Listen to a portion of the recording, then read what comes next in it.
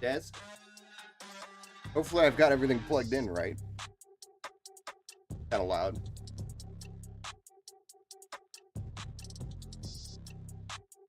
How's everybody doing today?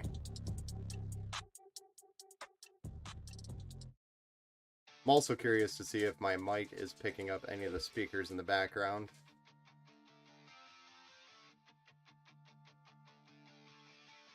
How's everybody doing?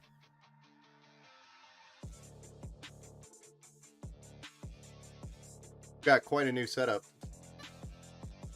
Got some different camera angles as well.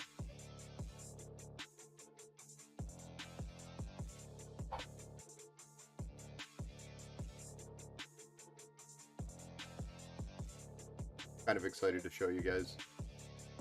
But for the most part, we got a today on the agenda, we're going to be doing a PC build. It's more of your budget style build.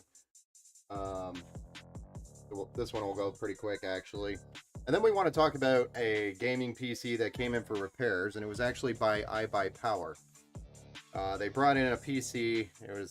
I just kind of want to touch on all the basic things a builder should never do, or anybody that is building PCs, things to avoid, so to speak. I'm gonna increase the volume. I'm also curious to see if you guys think there's like more of an echo than there was before. If so, we may have to add some foam. Those changes we did. So just let me know. Looking for some feedback. But we do have some different camera angles and things, so I'll show you.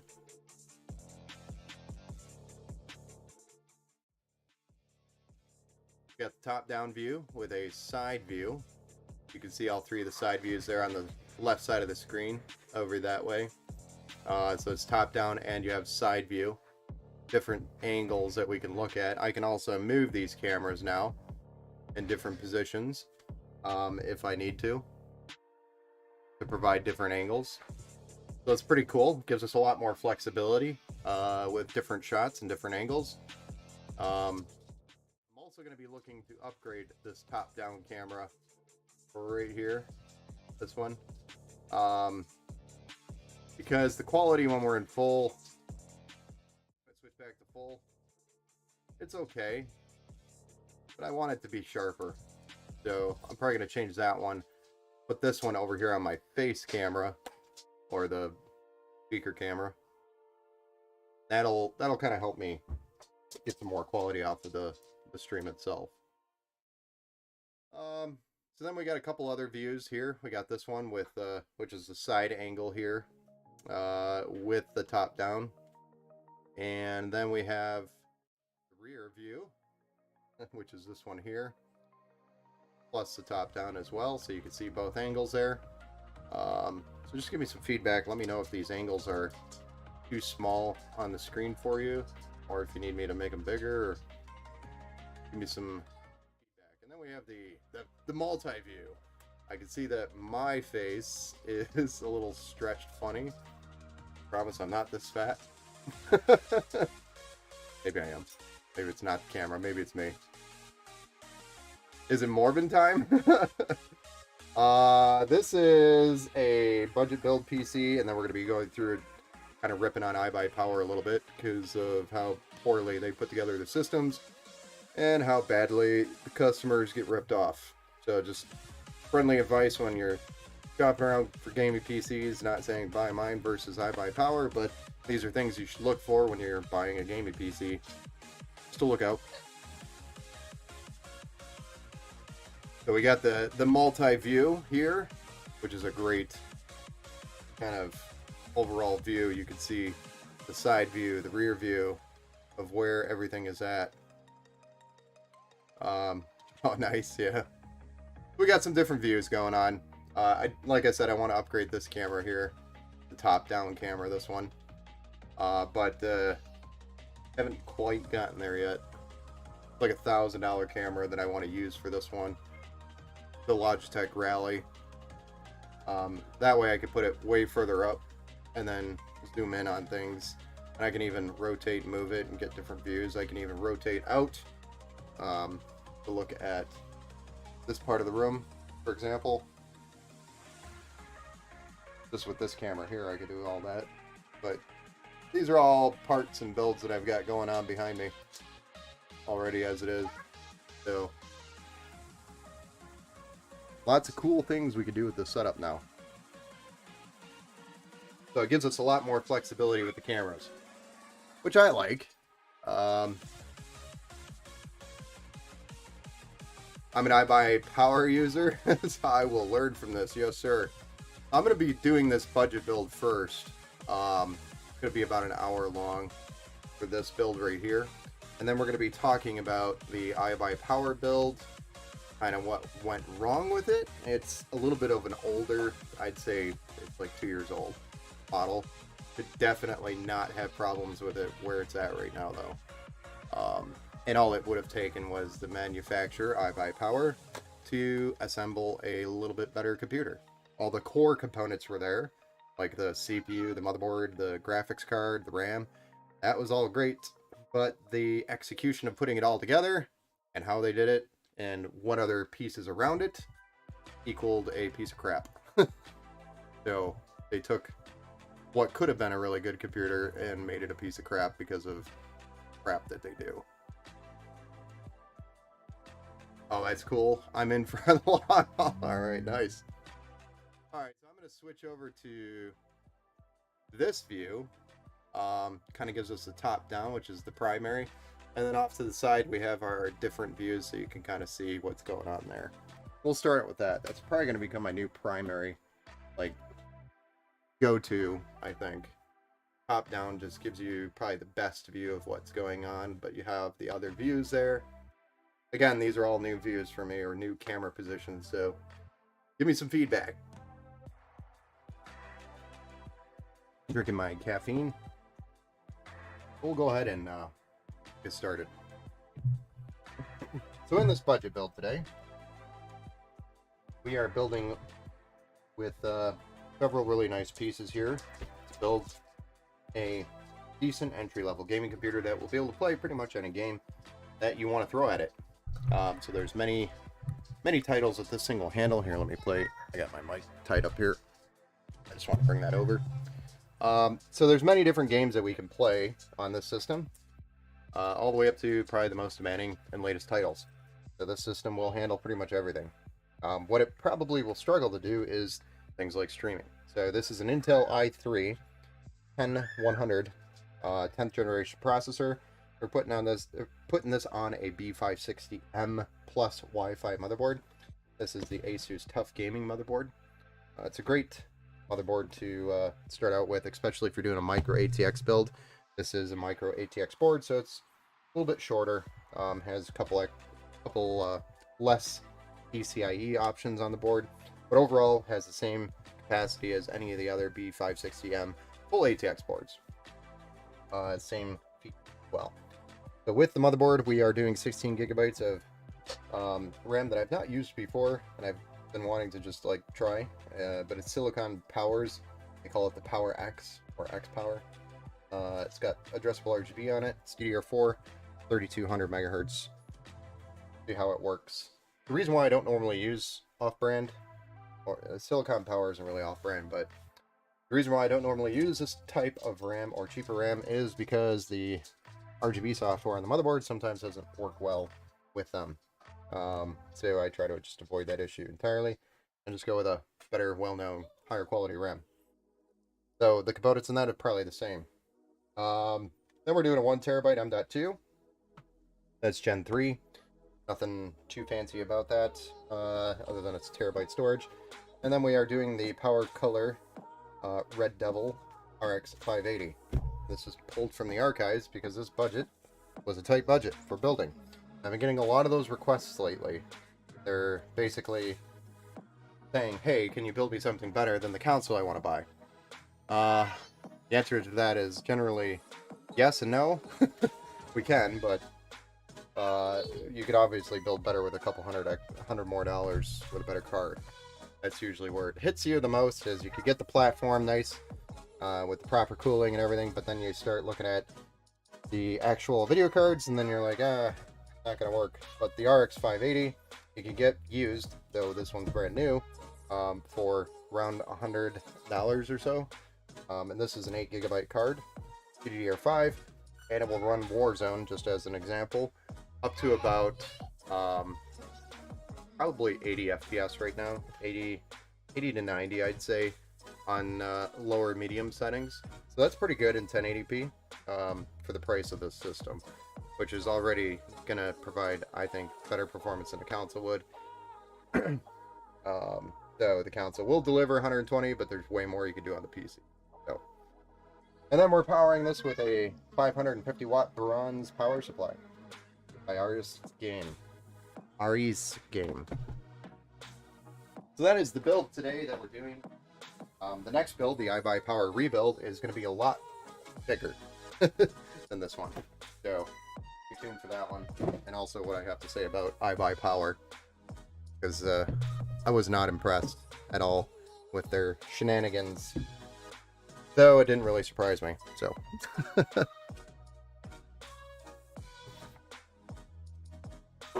oh yeah, the case that we're going to be building in, let me pull that over here. We don't really have a great view. In fact, I can switch to my side view. Hold on. Let me bring the case into the frame. This bad boy right here, switching to the side view, is by Montech. And this is one of their micro ATX cases. This is the Air 100. Double checking. Yes, the Air 100 ARGB. So the ARGB just means that the fans that are in it, which there are 4 120mm fans, are addressable RGB, which is nice. That's a nice touch. But overall, it's a micro ATX case. Got a nice front mesh front to it, so it allows that wonderful intake airflow that we're looking for any type of gaming PC or performance gaming PC. In general, that is what you want. Nice chassis. Got some, it fits pretty much everything that you'll need. And it looks good. Alright, let's go ahead and start with the motherboard, CPU, and RAM. So you guys prefer this view, or... because I'm afraid... well, my hand's here. Nice. We've also got this one. Let me switch back to side. Top-down side. This will probably be better.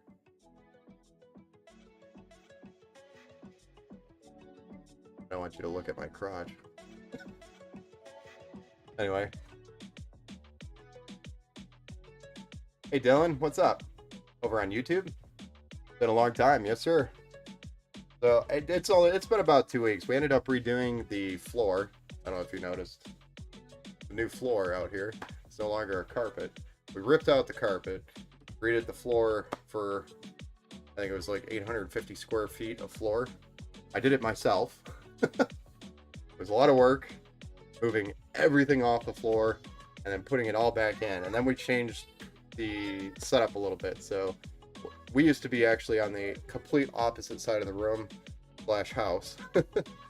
Now we're on this side, which made more sense because all the packages come in this way, so power should be on this side anyway. It was just a lot. It just made more sense to put it over here. So we redid the entire setup. I had more cameras and things that I wanted to set up before, just never got to it, and it just gave me a reason to set it all up right. Nice top down is nice, gives a solid view. Yes. And you have different views here. We had a couple different cameras. So hopefully it'll give you guys some better views, angles. But I'm trying to also upgrade this camera next, the top down, to a higher quality Logitech Rally camera. So that's on the docket somewhere in 2023 to replace this. Then I'll probably make this one my new face, and then make that one another angle view. And I think I am maxed out again on my USB options on the PC, so I'm probably gonna have to do something there, which means I will probably have to upgrade to Threadripper just to run all these cameras. Never thought I'd have a Threadripper or a need to do that. But anyway, let's go ahead and get started here. So this is the B560M by ASUS. Normally you don't have to pop that off, but do that sometimes. I don't know why. B560M Tough Gaming. It has Wi-Fi built in. I'm also doing a 10th generation CPU, not 11th, but it is compatible. And if you ever, or if this owner ever wanted to upgrade to a 11th generation processor, they could. So I always try to build with that upgrade path in mind.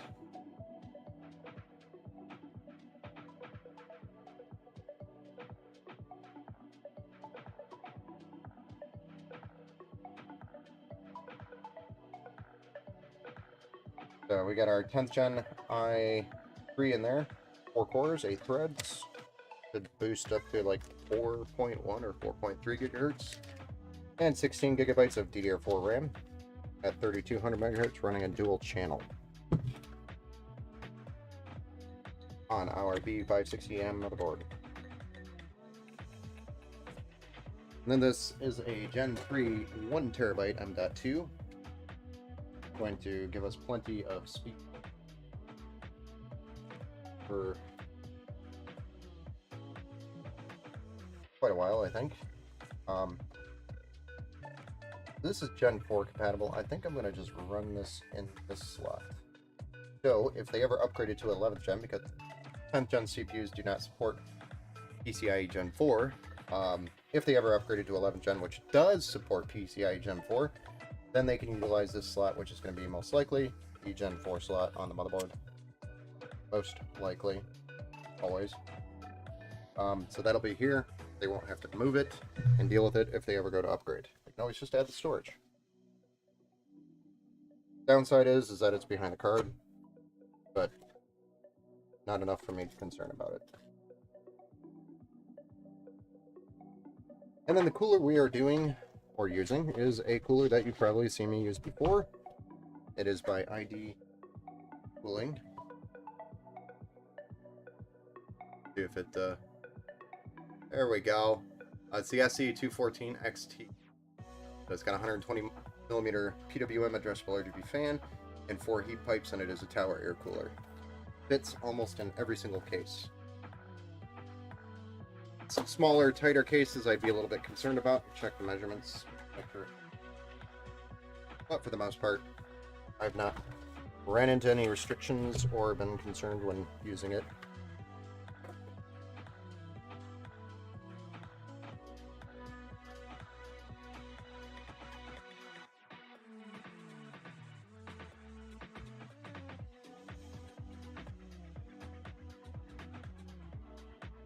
So how's everybody's new year going? Everybody excited for 2023? Got any big plans?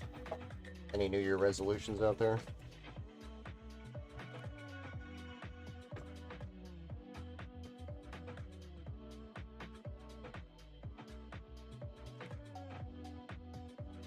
Busy.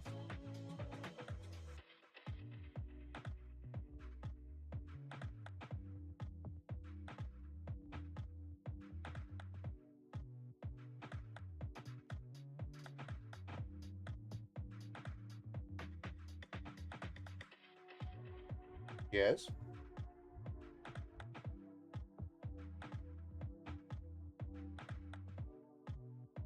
Very nice hamster.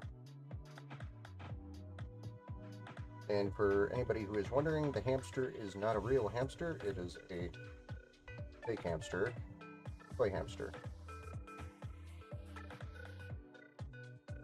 Referencing my daughter who is running around with a hamster.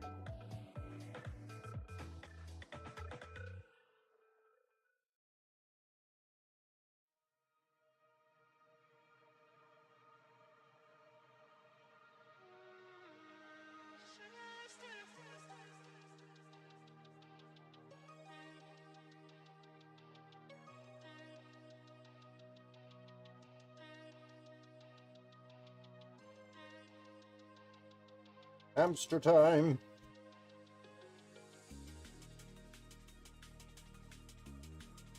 So this build's going to go pretty quick once we get the motherboard all wrapped up here. We'll get it in the case pretty quick, actually. And so we'll probably get to this iBuyPower stuff here pretty.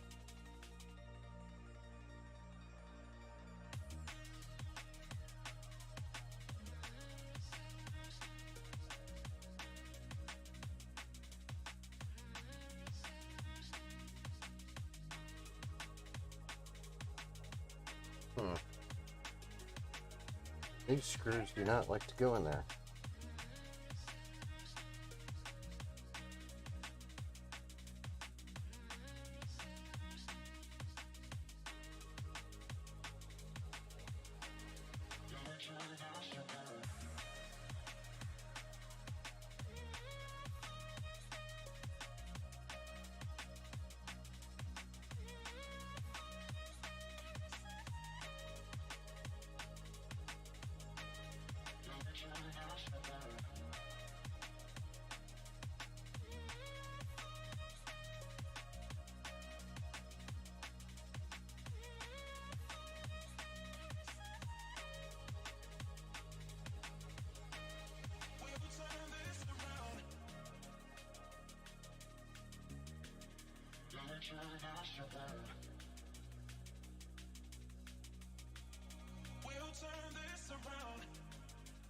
Yes? What's wrong? It'll be okay. Mom will help you in just a second.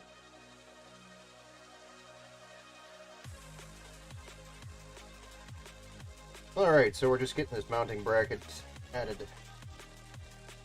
Socket here. We can slap this cooler on there.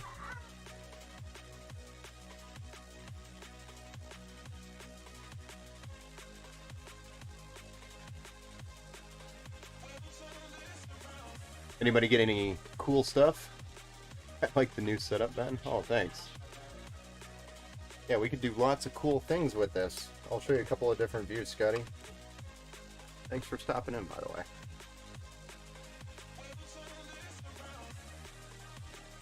How was your holidays? Oh, it was great. We had Christmas, and then immediately after that, we were tearing shit up. We were just tearing shit up in here. So, new floor, which meant literally taking everything. Here, let me show you. Let me switch views here real quick, and then I'll show you. So we're gonna switch to this view, and if you look into this room, the land of a million parts, my coat rack that I need to deal with, along with my racing sim setup. But all these boxes back here, these are all builds that I have to do. I fell behind.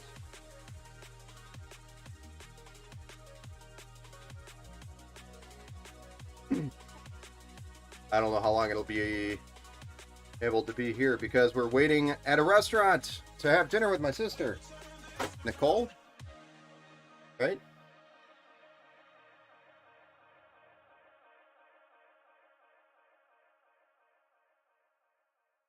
Thanks, man. But anyway, we had Christmas, and then we had just immediately the day after Christmas, we started tearing everything up. So it was moving all of this off the floor, and then bringing it all back once we got the new floor in. And I did the floor, so it was exhausting. But for the most part, we got it all done. We're super happy with it. I'm super happy with the setup. We also changed it. You can probably tell I'm not in the same place that I used to be. So that was like, my brain could not handle or function the fact that I was tearing all of this setup out and putting it all back together. I pretty much just melted there. Hey, Mern. Thanks for the resubscribe. Looks like you have a lot more room now. Yes, we have a lot more room because we did the math. Hey, thanks, Burden. Thanks for the like over on Facebook as well. We did the math, and then we repositioned everything, and we played around with it before we brought everything in. Video looks great, man. Thanks. Needs a lot of work still, but like I'm gonna have.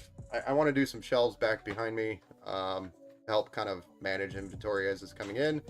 My shelves over there now are just a complete disaster that I still need to go through and decide what I need to keep and what I don't need to keep. I have probably a lot of extra crap that I don't need. And yeah, there's just a ton more work that I got to do. But I at least got the stream going. We're back to that, and we're back to building. So now I'm just playing catch up at this point because all of those orders back there. Those are all orders back there building up on me. And so I probably got like 6 days of building to do to catch up.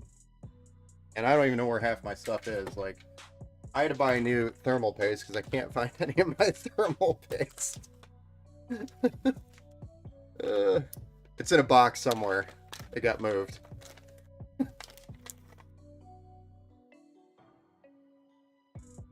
So I had to buy some new thermal grizzly. Not cheap. That's like losing a $30 bill.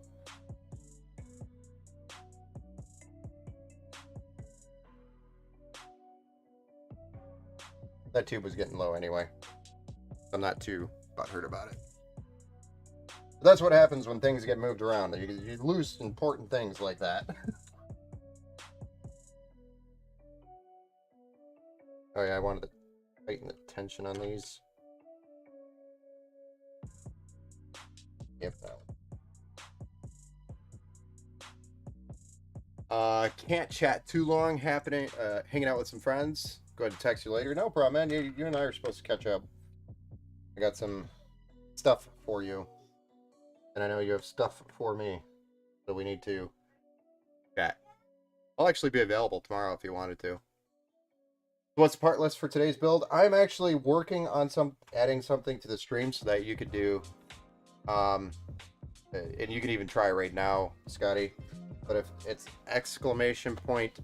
!build, and it should respond with the actual build out for you. And where's your hoodie? Your hoodie is on the way, sir. I had to order more, and they're being shipped directly to you.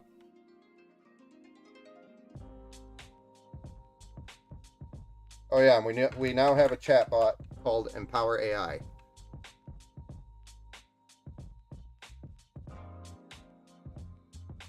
I forgot I did that.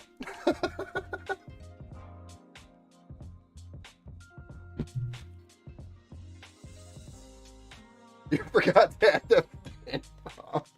Nerd. So now I'm making fun of you. Yep. I'm trying to make it more automated so that it's pulling the info from somewhere. I don't know how to make that work. Working on it. So then if not, then I have to manually update that response for you. But that will be available here in the future.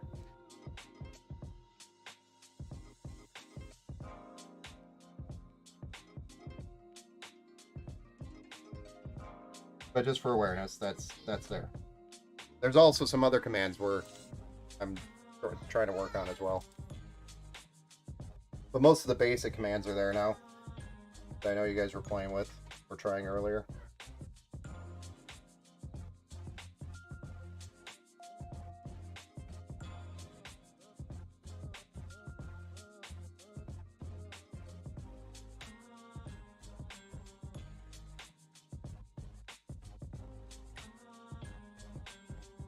Hey, what's up?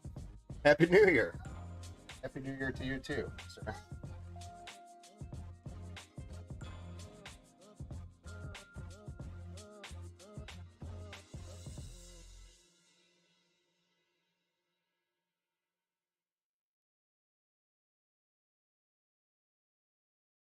But anyway, to answer your question, Scotty, the PC is a budget build, as mentioned in the title. So it's an Intel i3 1010 and 100, and it's got 16 gigs of RAM, 90 cooling tower air cooler, similar to what we've used in the past, and also also it's got actually we're on the right view. Got 1 terabyte M.2 NVMe, PCIe Gen 3. It's on a B560M Tough Gaming motherboard with Wi-Fi. And we are slapping an RX 580 in there, 8 gigabytes. It'll run Warzone around 180 to 100 FPS range in 1080p medium low settings. Let's just hope the AI doesn't connect to Skynet. Well, thankfully, I have it only communicating to this chat. So it is only able to do what we tell it to at this time. It is not collecting any information. It is not learning. So it is not learning.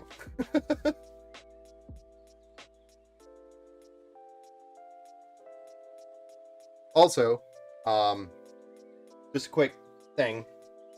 You'll see the $1 PC sale in a bar, a progress bar. There is no, well, I mean, you could donate to the stream. I think there's a link on the Twitch panel if you wanted to donate to it. That'll help it. I'll put any donations towards that as well. But if you also subscribe, the subscription, all of the subscriptions are going to the $1 PC sale. So the more subscriptions we have, the faster we could do the $1 PC sales.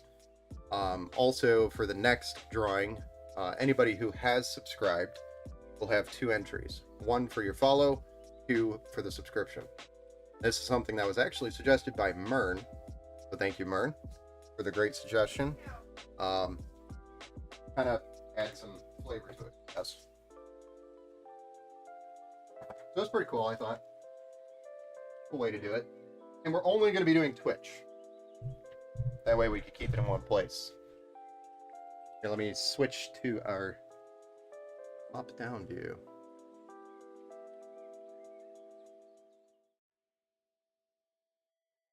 So then we can continue doing the $1 PC builds, and it doesn't cost me like $1 million. I will be definitely adding more than the, what was it, 1,223. So if we collectively gather 1,223, it'll probably be more like a $1,500–1,600 PC. I'll be adding to it as well.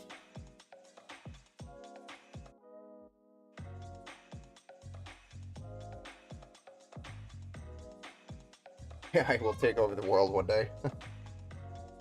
Yeah, I think it will eventually. It's already kind of partially there running the show in the background. We just don't really pay attention to it. So it will eventually take over. Oh yeah, I need the hardware. In here. That's how they deliver it. A little baggy with a twist tie.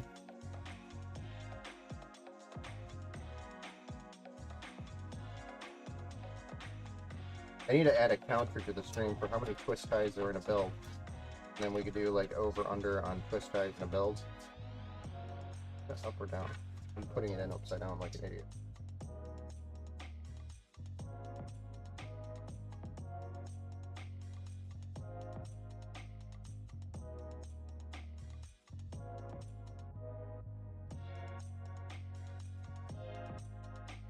Montech.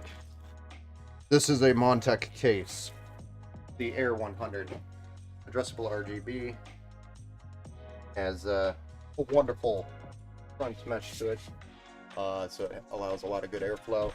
Got the rear fan here. Back. The 3 120mm fans in the front. So those are all included with the case. I don't believe they're PWM.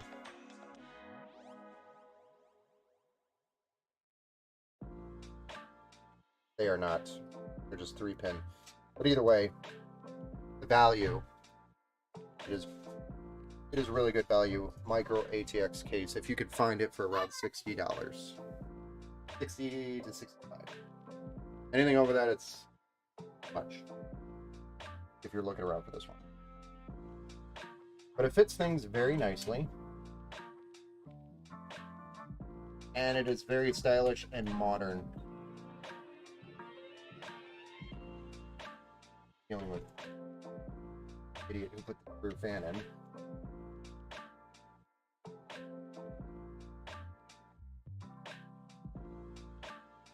Cable management in this case is also very nice. So, be a nice clean build.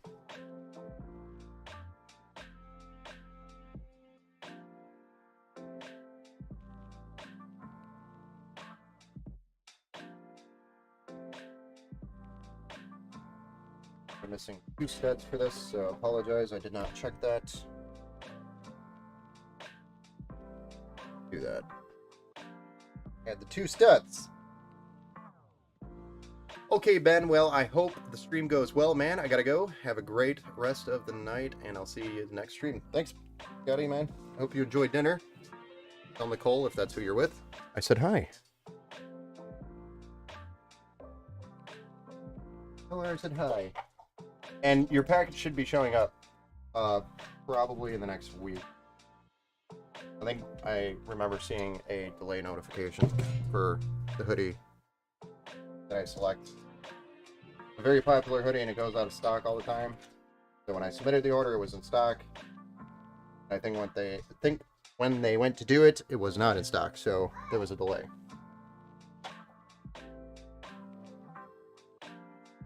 Forgot to mention that.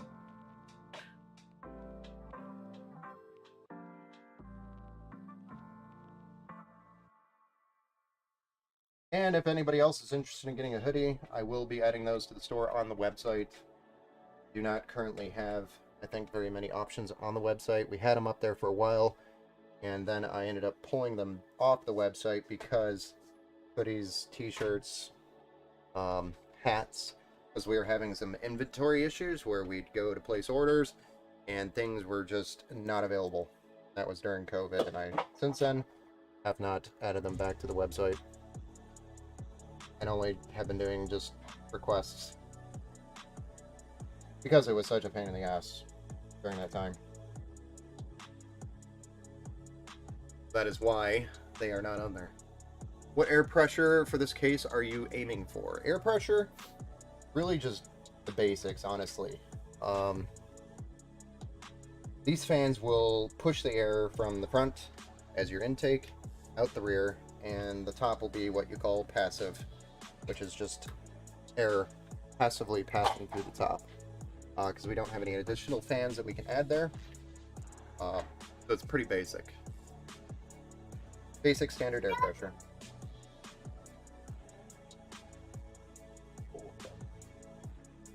Thank you. Hold on, my daughter would like some packaging tape. But no taping computers. Okay? Okay.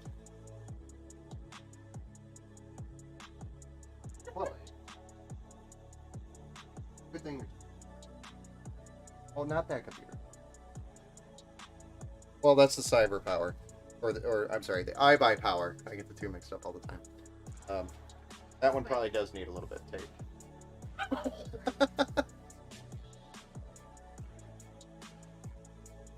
But anyway, yeah. So the air pressure is pretty much basic in here.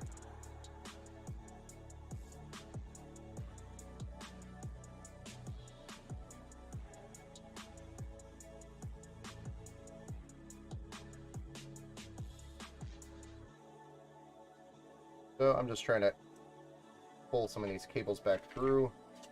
There's actually an addressable RGB hub on this thing, which is really cool. For the price, again, the cost of this case, pretty awesome. So we aren't going to be using the reset switch. We are going to be connecting this, which it can connect to the motherboard for RGB sync on the motherboard. Which is what we're going to be doing. I guess one note about this case that I don't like, and I don't know, maybe you can see it on the side view if I switch it here for a closer up shot, maybe. Let's go to side view. You can see here that this case has a couple of holes here. Those holes are a little bit behind. Thank you for the tape. I appreciate that. Thank you. 2-fan GPU. Yes, there's 2 fans on the GPU. But the holes here for the front fans, I don't like. I don't like it when they're behind the fan, so the cables have to like poke through here. One thing we could do to fix that is take the fans and put them on the inside of the case, but then that removes room for the inside of the case here. So I just don't like the cables showing there in that hole. But I think there is an option. Check that. No. There is. But they've gone through the effort of not doing it. That is confusing to me, so this might have been an old chassis that they just refreshed. Old frame. That is probably what happened.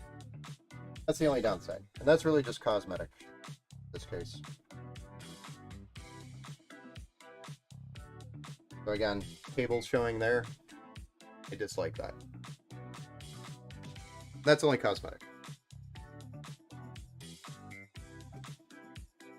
Yep, so the graphics card we're using here is a Red Devil 580. Again, it's a budget build. But the next build we're going to be doing is much bigger. Much newer. I go with...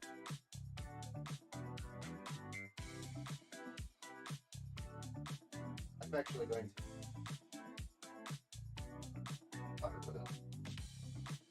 I just remind myself.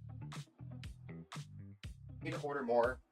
The one thing I'm running into is I cannot get enough of the contact plates for the 12th, 13th gen GPUs. I'm building a lot of them, and I can't get them here quick enough in the quantity that I need. So, and then I keep running out of them, and I don't have them on hand. I'm gonna have to steal one from another build and replace that.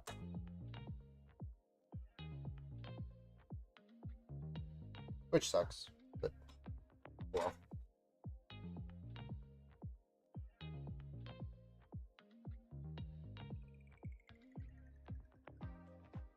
And then these are punch-out back parts here, places, blah, blah, blah, blah, blah. So, they are sharp, FYI, don't cut yourself. So let's go ahead and get the front panel connections plugged into the motherboard. USB 3 is up there at the top, USB if we had it. That's all of this. Need to get this plugged in. And then we'll move on to the graphics card and then installing the power supply and then on to wonderful cyber power that we're going to rip on. Right. That's your power LED combination.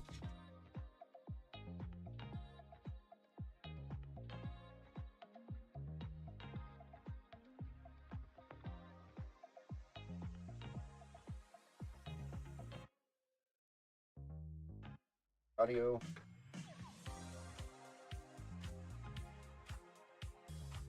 Our actual power switch.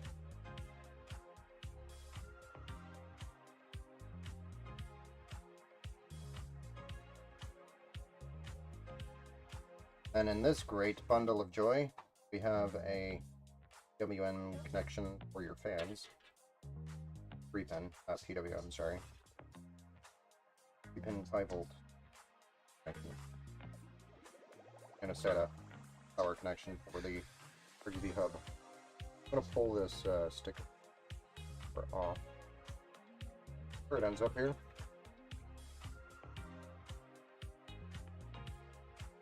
Double check that.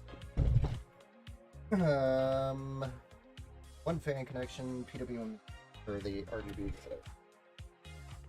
So this guy actually goes over here. This one is going to go over. Yes, my Chloe. Where are you going? You're going bye-bye? Bye-bye.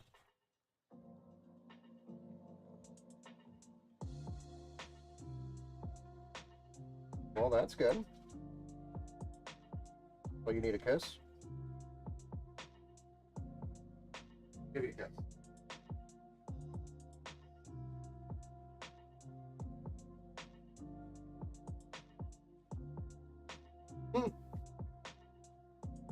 That girl.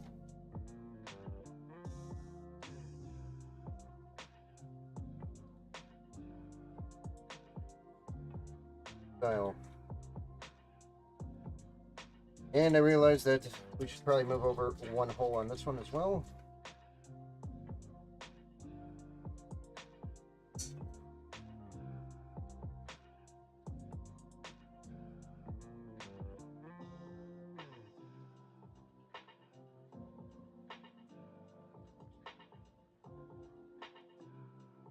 Come on out. Drive, LED, power LED.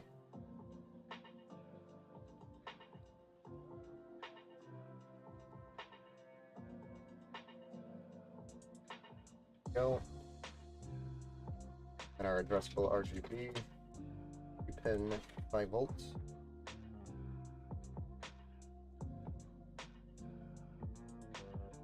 I'm gonna try to put as many cables down here as possible because I don't like the cables up there. It just looks messier. Try to keep them down at the bottom of the board as much as possible. Cleaner that way.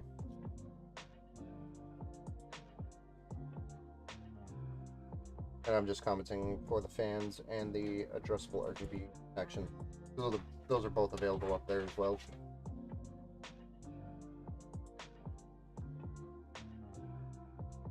Then that's our USB 3, front panel audio down here.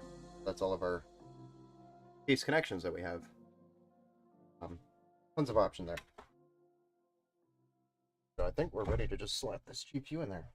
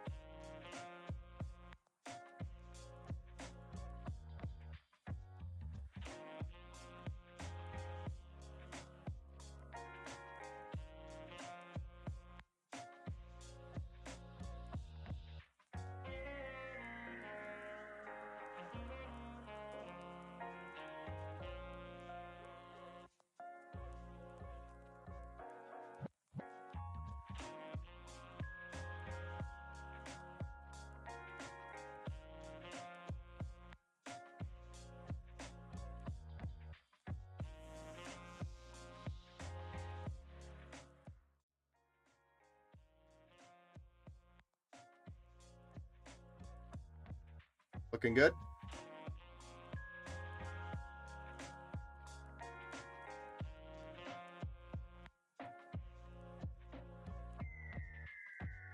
Backside obviously needs to be cleaned up a little bit, but for the most part, it's pretty clean. Just kidding. It needs a lot of love. Ooh, sucks. Pinch my finger inside the boom. That one hurt. Oh, I just pinched my finger in the bone. It was nice. Where's my power supply? There it is. So it's a 500 watt, sorry, 550 watt bronze ATX power supply, non-modular. Nothing too fancy or special about it. Got all the options that you'll need in it. Ever.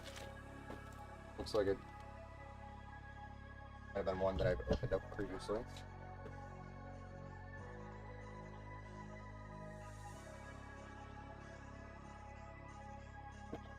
Might have been a test one too.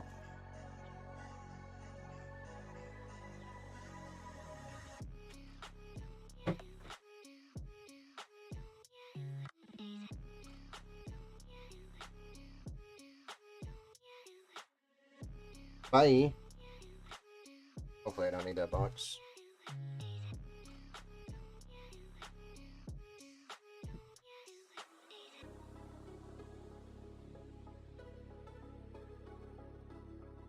I don't like the sound of that. Sounds like a fan bearing. I'll have to test this out. I have a feeling we're going to turn this on, this fan and the power supply is going to go. Make a bunch of noise. Pulling this power supply out anyway. I already know I'm going to. No worries, I will be fixing that.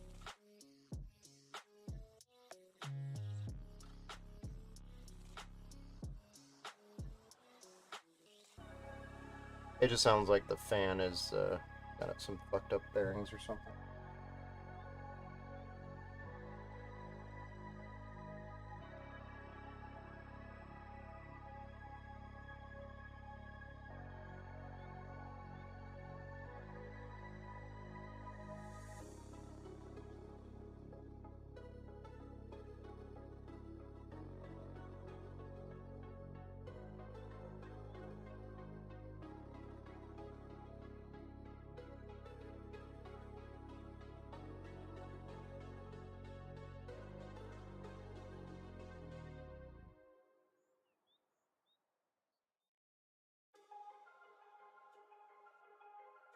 That didn't go.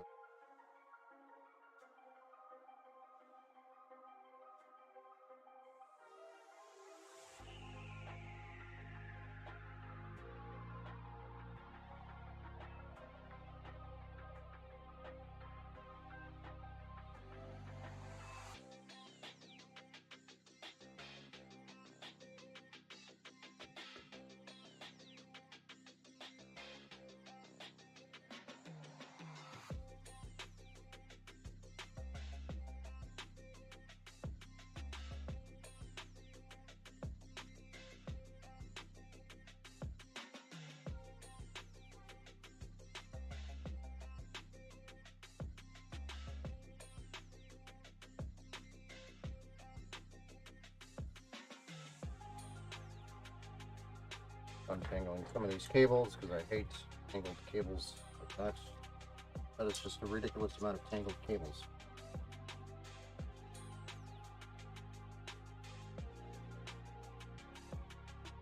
And for this maneuver, we are going to try to put this PIE cable through the hole that runs this cable.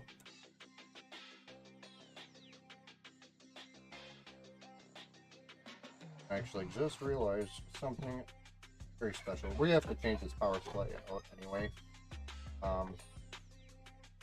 Definitely gonna have to go to a 6 or simply because pigtail. 8 using? Hold on, a protection belt needed. But for testing purposes right now at this point, I'm gonna leave it in there for now. But I will be swapping this power supply out probably for a 650. They don't like it.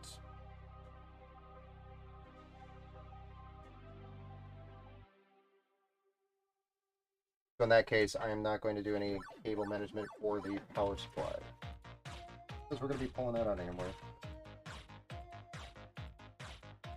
And I'm probably not going to do any significant cable management in this build, because I'm going to be pulling stuff out, having to re-zip tie everything. So, for the most part, we'll just work with what we got and clean it up here in a minute. Fire it up, see if it works. But I've got a feeling.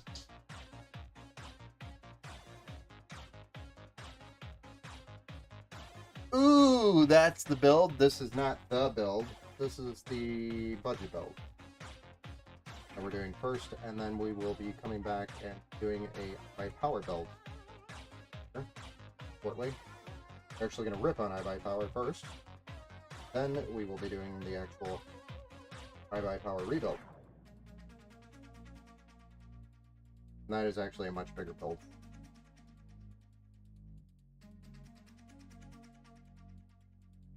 But the amount of money that they paid for that build, very disappointing to see the product that they have, how long it lasted, the problems they've had with it, dealt with it because they didn't want to deal with iBuyPower. Finally, for Christmas, get it fixed. Ended up here at my shop, or at least I told them I'd take a look at it, and I knew immediately iBuyPower, and it was going to be problems, and pretty much half the PC built. That's of all the crap that they use them. That and some of the components you couldn't even get anymore to replace. The main problem with it, which we'll get to. So again, I don't normally use the pigtails here. See if I can get a closer look here. I don't normally use those pigtails, and I won't. This is just for testing purposes only, just to verify that the PC power's on and all that. We just built it, but I'm going to take this power supply out. I forgot this card has the 4-pin and the 8-pin and the 6-pin connections here. So normally I would never recommend this. This is just to power it on and test to make sure it posts. And then I'll be taking this power supply out, upgrading it probably to a 650 watt or 700 watt, depending on the one that we end up with here, within our budget allotted. But for the most part, that is our PC. It's pretty clean. And then I will also finish up the cable management in the back. We're going to be tearing it apart anyway. Power supply. So, for that matter, let's finish plugging it in and fire it up.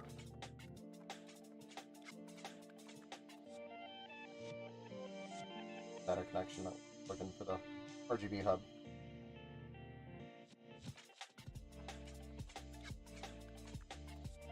No, this is not normally how I leave my cables. It saddens me to leave it like this. Again.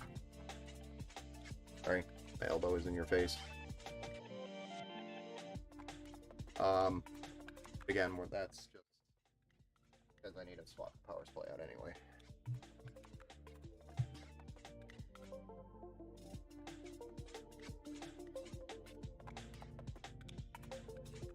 I'm actually going to be yelling at iBuyPower about the same thing, but I'll give you reasons why we don't do that.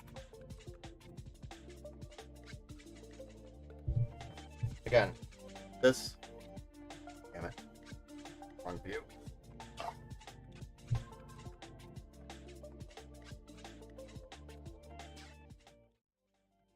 This is a no-no. This right here, pigtail, don't do that. You have that set up like that. The only time you ever do that is if you don't have a choice because your power supply only has one cable. Usually that means it's not powerful enough to contain the power of the power supply in general. That usually means it's limited to like a 650 watt. And if it's asking for 2, that means each of these connections are 75 watts that it's asking for. Cable's only going to deliver up to, or is rated for, I think it's like 75 or 80 watts or something like that. And so piggybacking, that means it's total 150 watts that it's trying to ask for off the 2 connections, and the cable is only capable of delivering less than that. So it causes the problem of sometimes you have blue screens, sometimes you have cards that will try to boost up to certain speeds but can't because it's lacking the power, and then so it just causes a bunch of problems that you can run into. Just avoid this. If you can. If you have 2 PCIe cables and your card asks for 2 connections, use 2 separate PCIe cables. And then if you have only one and it needs to, start with it, but make sure it's on the book to go out and get a bigger power supply to replace that. Do not leave it like that, because you're leaving performance on the table, and it could also cause problems. So, that is why. Go ahead and plug it in and fire it up.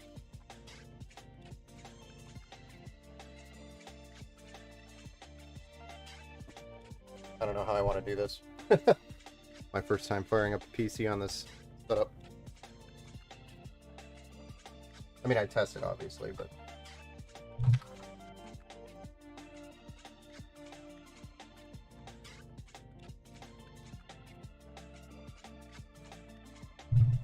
guess we'll just do it like that for now.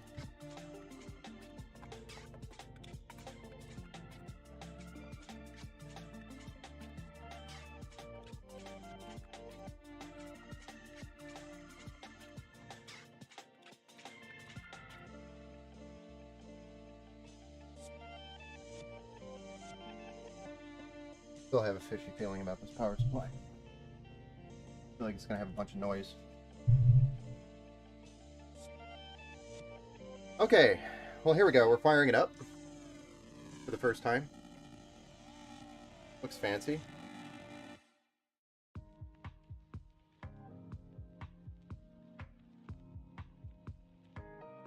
And we have a display. That's all good.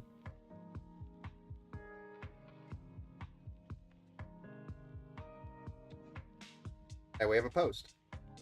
And honestly, the power supply is not doing anything wrong. It's just my weird ickiness. So now it wants me to go into BIOS. First time it's ever started. Set all the special things in here. But I'll be doing a BIOS update on this and all that. Yeah, it looks pretty clean. Actually. Let me stand it up for you. Switch over to the side view.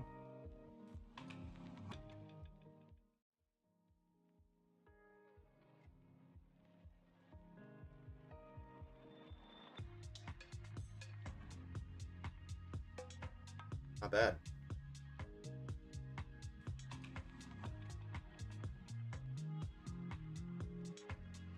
Anyway, so this is our first build. I'm going to go get another drink. We'll move on to the iBuyPower. So we're pretty much done with this one here. Only took 1 hour. But we are going to swap this power supply out to like 700 watt. Because I can't live with myself. I'll be right back.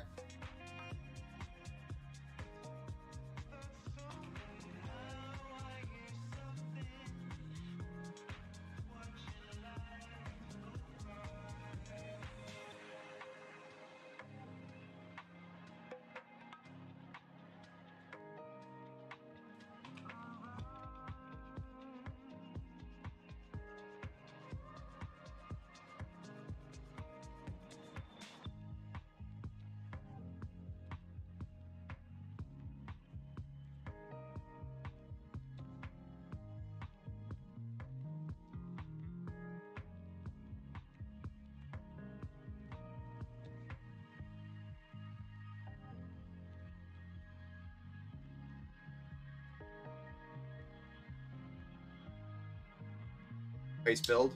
What devil card is that? 6700 XT? No, this is actually way older than that. This is a RX 580.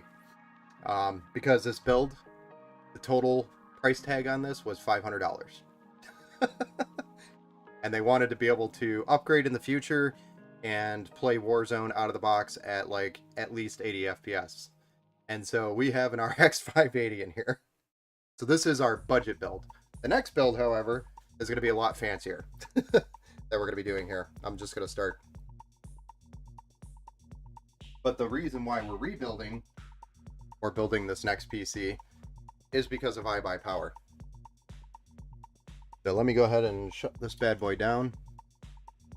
We'll get it off the bench. And I'm also going to pull the power supply on this one later because I don't do the pigtails and I forgot this card had 2 PCI connections, so I'm going to be doing a 700 watt on this one. 80 plus bronze by EVGA. That'll be coming later. I just got to clear the bench here, and then we'll pull the iBuyPower on. And then we're going to talk about all the problems of this iBuyPower build. And what to look for, I guess, when you are buying a PC. I don't care if it's from me or not, but basic knowledge of what to look for when you buy your PC. Things not to buy, especially from companies that repeatedly make these mistakes, such as iBuyPower. Still a decent card. Oh yeah, I mean, for who's getting this PC, this is gonna be, they're just gonna be absolutely stoked. They know who's getting it.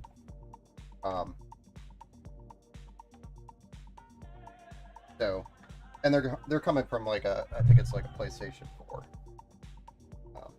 It's not even a current generation console, but they were gonna upgrade to a current generation console, and then they're like, well, how about I go PC? And then they him and hawed, and somebody else is jumping the gun and getting them this for them. But it was a limited budget, so it's pretty cool. A lot of cool stories I run across. Let me move this one here. Then we're going to pull out the iBuyPower masterpiece. So, this piece of shit. I mean, this great, awesome thing. Excuse my language. Let me go top down with the side views. So this one here is an iBuyPower build that was just a problem from out of the box. And the reason why this was out of the box a problem, PC, I don't know if maybe you could tell I've already kind of taken it apart because I had to test literally every component in the build to locate the problem. But number one, when they first turned it on, what it was doing was powering on, shutting off, powering on, shutting off, powering on, shutting off. And why was it doing that?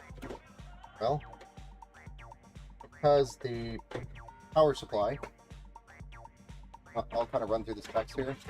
The power supply is a 650 watt gold by a company called Hi-Power. Has anybody heard of this company before? That is the power supply that comes in a $2,500 gaming PC by iBuyPower. All right.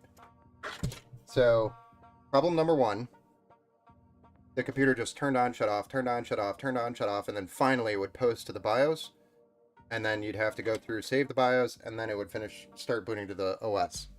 And even then, the OS wouldn't finish booting; it would crash. Yeah, it's a cheap knockoff. This is what pisses me off about all these PC gaming companies that call themselves PC gaming companies. Solid 1080p performer. Yes, the other one is. Yes, this one can't even play 1080p by iBuyPower. But anyway, the biggest problem in this build is again, this is like 2 years old now, but it's a 9700K on a Z390.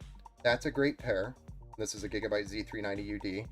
The video card is an RTX 2080 Super by Gigabyte. So again, great pair. They even paired the video card with Gigabyte with a Gigabyte motherboard. So the aesthetics were cool.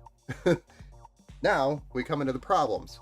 They used the cheapest RAM they could possibly use, which I'll show you. Show you the RAM that they used for a, again, $2,500 gaming PC. This is the RAM that they have in there. By ADATA, so it's not bad, but there's not even heat spreaders on it. For a performance gaming PC, spending $2,500, you get the slowest DDR4 RAM you could possibly buy without any heat spreaders. That should be in a Dell Optiplex. A $500 Optiplex. That's your RAM, and it was only 16 gigs. Problem number two, cooler. This is a 120 millimeter cooler. I give it to them that they actually put two fans with a push-pull configuration on the radiator.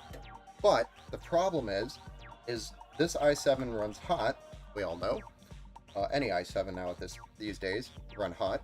So as soon as this liquid gets to a certain temperature, this radiator is no longer capable of cooling the liquid, but only sustaining the temperature of that liquid.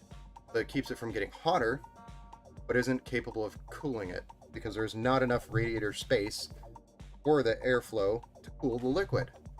And so then you have a 120 millimeter loop that just sustains the temperature. It does not cool it. So again, why the F would iBuyPower put a 120 millimeter radiator with an i7? That is dumb. Especially if they want to cut down on costs with support or returns. That is a dumb move. Number two, you see these fans over here? These should be flipped around the other way because there's no fans on the front, no fans on the top. Sorry about my camera autofocusing. The only fans that are in this case are here, which are exhaust, and here on the 120 millimeter AIO, which is also exhaust. So there's only exhaust in this case, which is okay, or could be okay, if there was actual airflow. The back of this panel, let me show you. The back panel where this airflow is going is so restricting. My panels even go. Down there. This is what it's trying to push air through. It's little divots with metal in front of the divots. So literally, the hot air being pushed out by this is just circulating to the back of the case, or back to the bottom of the case and back in. So it's just an oven. It's not even pushing the air out. They would have been better off flipping these around and using them as intake, or putting them on the front of the case, using them as intake. But again, the other problem with this case and its intake. Oh, look at that. Nice, solid front panel with some fancy RGB on there. And no intake on the side whatsoever. The only place on the front that there's intake is a small hole on the bottom. So that is, this case in general probably cost them, I'd say, close to $100 with all of the metal, and it actually feels like a quality case, but it's a piece of shit when it comes to gaming, PC gaming. There's no airflow in this thing whatsoever. They would have been better off going with a front mesh, keeping the fans on the front, making them intake, and then maybe this 120mm AIO with push-pull would have had a chance. Maybe. But I actually don't think it would have. So that was like the third problem. Then I got to the power supply, which obviously we kind of already touched on. The power supply is a piece of shit. And then they had little things like the pigtails for the graphics card being used for the PCIe, which again is a big no-no. I don't do that. I know you just saw me do that, but that was testing purposes only at this point. So, I will not send a PC out with pigtails. Period. The system with a $650 PSU, $2,500. Yes, that is iBuyPower for you. So here's my review of iBuyPower on at least a 2-year-old system. The problem is you still, to this day, even though many people have provided review and feedback back to iBuyPower, they still do this same shit. They need to learn from their mistakes. I don't know who's in charge of putting these builds together, like designing them and then telling their builders how to build them, or where parts go, or what parts to use. But that guy needs to be fired, honestly. Because this is a $2,500 performance gaming PC, according to them. And it is not. So they're lying and ripping their customers off, because this becomes a problem within 6 months. Within 6 months, your thermal paste is fried, your AIO is toast, it's not able to keep up with the heat, your power supply is probably on its way out the door, your thermal paste on your graphics card's definitely solid. So at this point, you know, within 6 months, you're looking at a new PC after spending $2,500 because of all the shitty problems. Because I mean, you got to replace the AIO, then you got to replace the power supply, then you got to do the thermal paste. Oh, you may not get to the thermal paste in time, so then you have to redo the graphics card. Oh, you have to replace the fans because the fans are shit. Oh, you have to replace the case because the case is shit. You may as well just not buy a computer from them.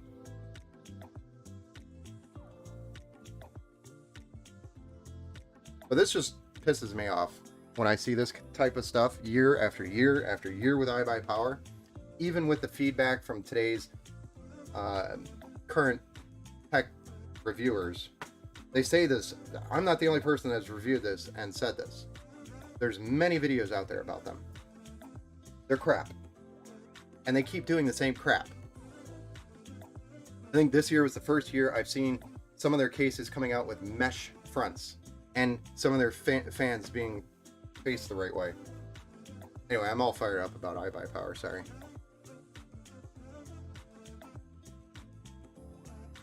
The quality control isn't bad. Not terrible. It's just, and the builders aren't the problem, because they're told to do these things. They have an instruction booklet to put this together. So it's a cookie cutter PC. That's how they build them. So it's the guy who is putting these builds together, or the team.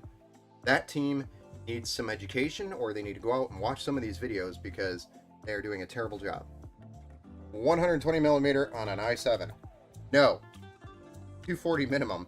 Preferably 280. 240. If you have good airflow in the case, you can pull it off.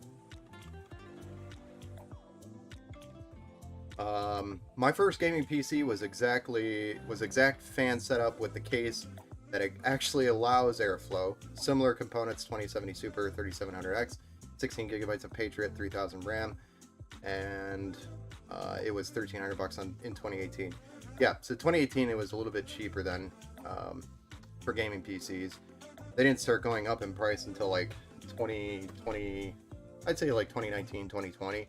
That's when you started seeing super high spikes in prices, and that was because, if you remember, like the 2000 series was releasing NVIDIA graphics cards. The 9000 series CPUs were coming out, going into the 10th gen, the year or so after that. So it was, and also silicone starting to get more expensive because of the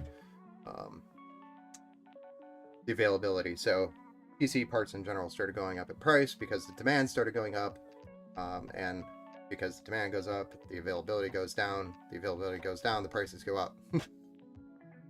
So CyberPower has its similar issues, but I've seen them doing a better job with some of their fan configurations, at least, even though it's some of their shit cases that they're using. But they seem to be listening a little better. iBuyPower, on the other hand, does not listen to anybody's advice whatsoever, period. They like the life cycle of 6 months of a PC to a year, so then the customer is coming back and buying a new PC because guess what? Your warranty is only 1 year. And half the time, when you call them, the support sucks, or when they want you to ship the PC back to them, it's on your expense. And so the buyer or the customer is like, screw this is dumb. And then they go out and buy another PC.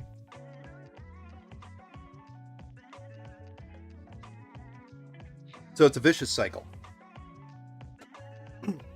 And that is why this PC is in here today. Because one of our locals here brought it to me to take a look at. And I had to test every single part in this build. I replaced the RAM, replaced the video card, replaced the SSD, replaced the hard drive, unplugged the fans to verify they weren't the problem, and the addressable RGB set. It came down to it's either the CPU or the motherboard that's causing the problem, and the Z390 is really hard to find new. And I honestly told them, I'm like, I don't really want to have you put any money into this build, and they were willing to just upgrade anyway. So at that point, our upgrade path turned into a new PC, and they're super excited about it. So we're basically rebuilding the new PC, minus we are going to use the graphics card, which is a 2080 Super, and we are also going to grab the storage out of this, throw it into the new build, which we have a new case for. So let's chuck all this out of the way, minus the actual graphics card that we're going to be using. And then we can move on to the actual rebuild for the iBuyPower. Exciting stuff.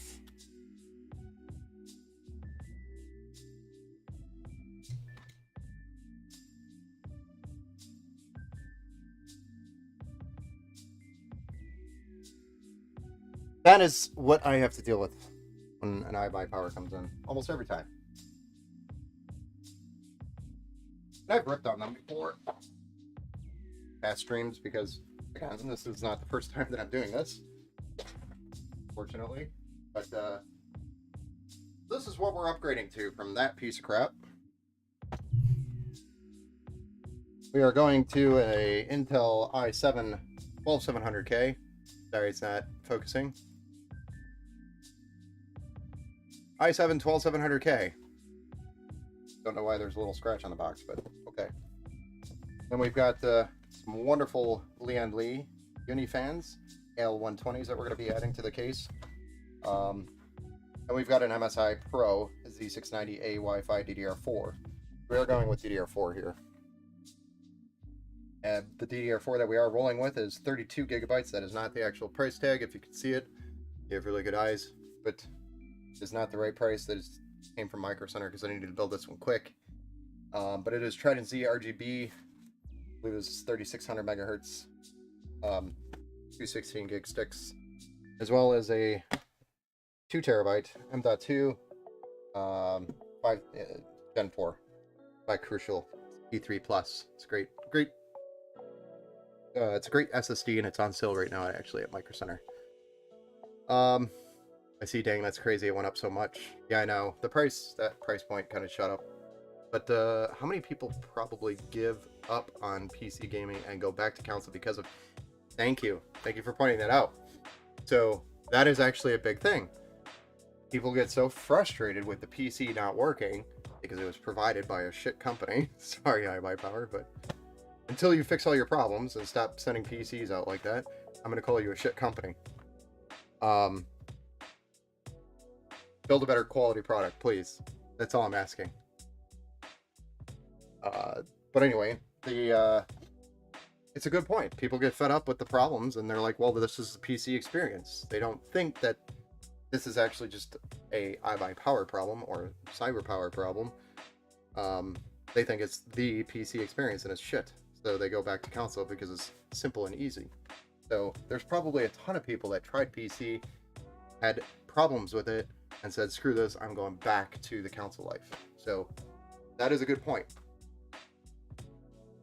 All right, so besides the motherboard, fans, and all that, we've also got a proper power supply for this build, which is a Corsair 1000 watt RME series, and it's 80 plus gold, fully modular, great power supply if you are looking to get one. All of these components I was able to go run over to Micro Center and purchase. And for the cooler, we're going with a 360 millimeter AIO.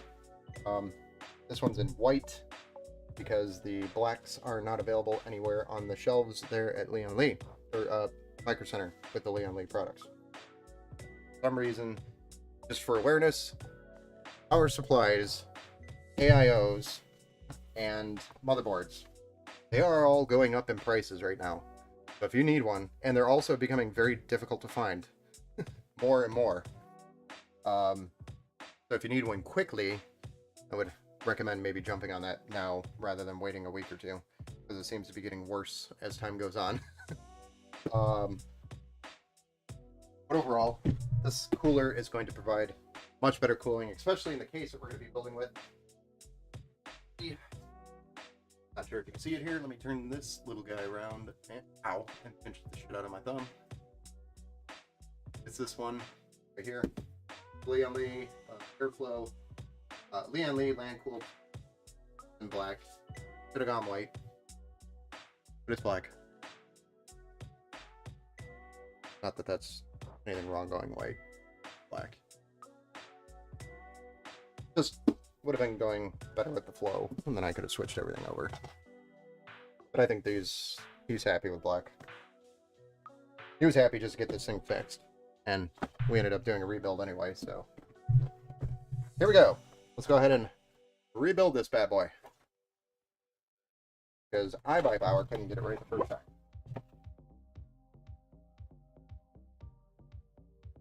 And I don't normally like shitting on other companies like that, but this is just a repeated offense. Last like 3 years that I've been doing this live like this, it just happens repeatedly, and it keeps happening. So they are making no effort to resolve that problem. Problems, should I say. Alright, so in the box of your Z690A Pro Wi-Fi by, which is Pro Series design. You have quite a few different components. You have your antennas, you have some screws for your M.2 data cables. Eventually, I love to see the day that these just disappear one day. And then you have your back plates for your I/O shield. And again, why these still show up in motherboard boxes in 2023, I have no idea. Maybe there's a law that they have to ship a disc with their motherboard. I don't know. But you have a driver CD with a manual. In fact, I think your manual is actually online now, but you still get a driver CD. Let me know if you still buy your DVD drive, and if you do, is it external or actually inside your case? And then I'd like to know why. Why is that a thing? Meaning, what is your use? I'm just trying to understand. I was actually having a conversation with a lady a couple days ago about this. This is, again, I was talking about this earlier, contact plate.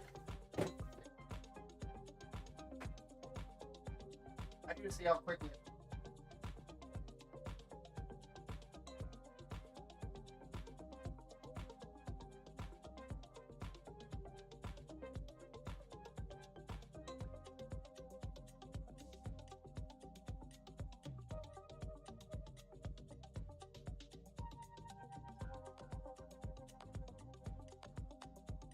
Hold on, I gotta check something really.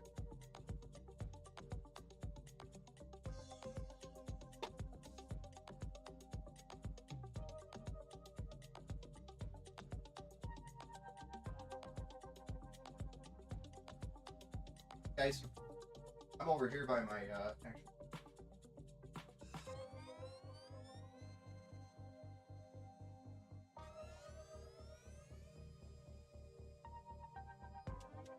I have my glasses. I have to want to check to see how.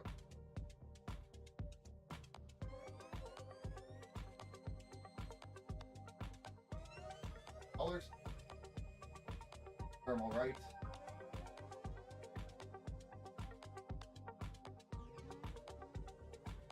Really like gamer. Why want it? Dollars versus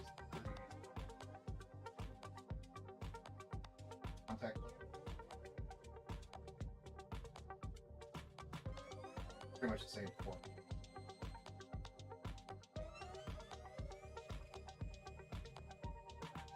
I want to see how quickly.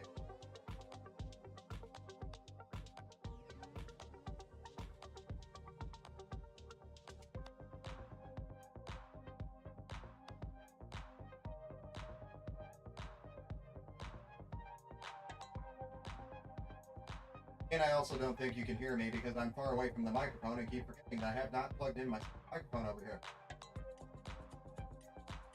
$12, by the way.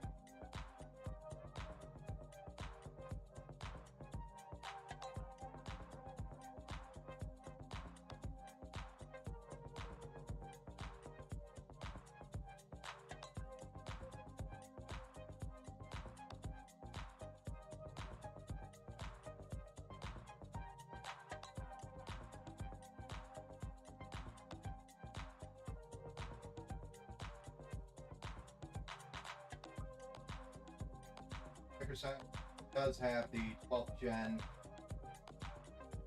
contact ring.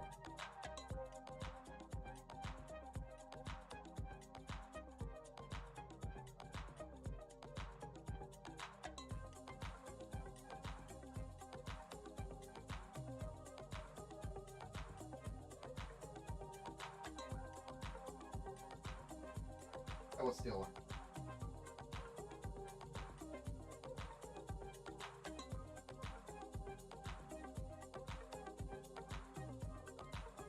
So, for those of you who don't know, let me spin this bad boy back around.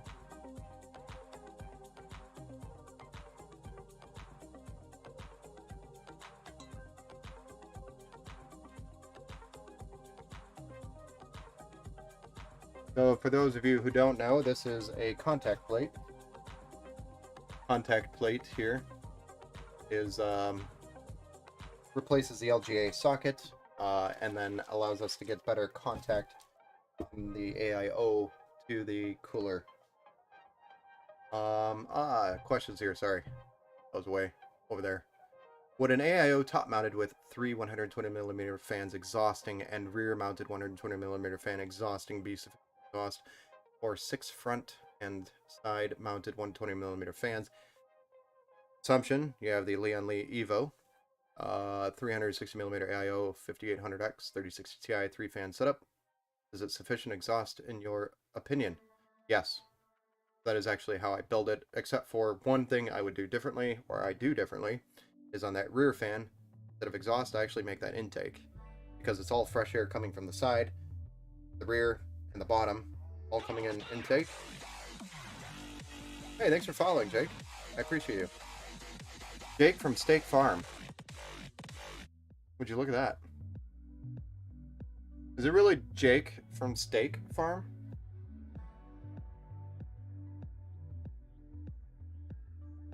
But anyway, 3 fans on the side, intake. 3 fans on the bottom, intake. Rear, intake. And then the top being your radiator, exhaust. The only thing differently you could do is add 3 more fans to that AIO. Assuming it is, again, a Lian Li 011 Dynamic Evo. I assume that's what that case that you're talking about.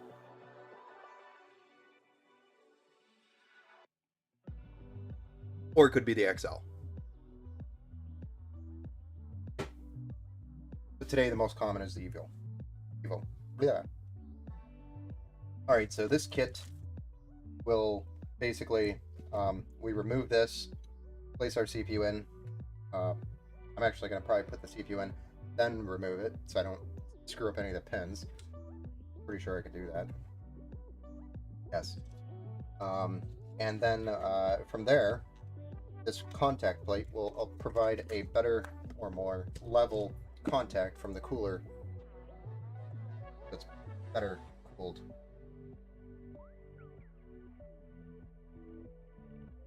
Your sensitive moment where you're like, oh, I don't want to screw this up because I could drop down the pins. We're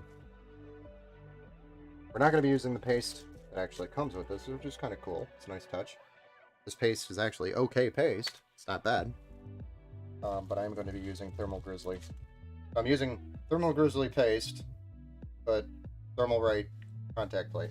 Yes, that is what's happening. If you haven't done one of these before, you are just undoing these 4 screws around the LGA socket brackets that come with it stock. Right?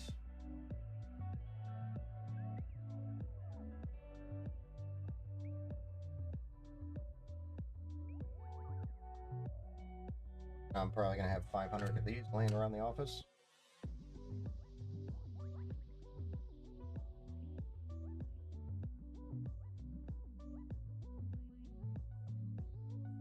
Actually, no, I'm going to be shipping them old. So back to this stock bracket. We'll have it available. And it's kind of important because the back plate will move after it's loosened up here. But it's kind of important to make sure that you have it lined up before you try to mount the thing, and don't move the board. Really, put the plate over it. We're going to re-add the screws that just came off the stock plate.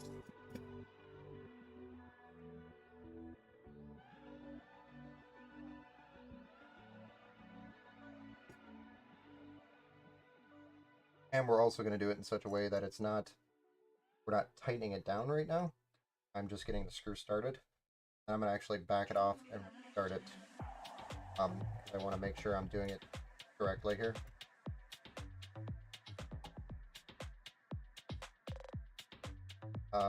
Again, Gamers Nexus actually has a really good video that you should watch doing one of these. Because it's very important to have the level tension on each of these. I did one full circle on the other 2 corners. I'm just up that circle here.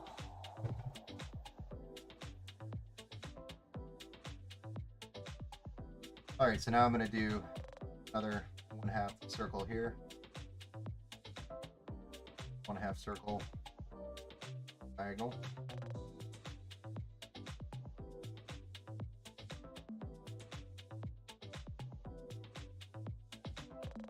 I'm going to do half circles here.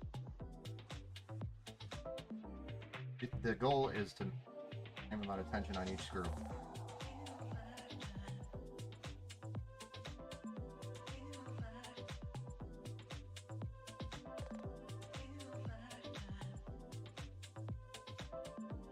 That will give you the balance.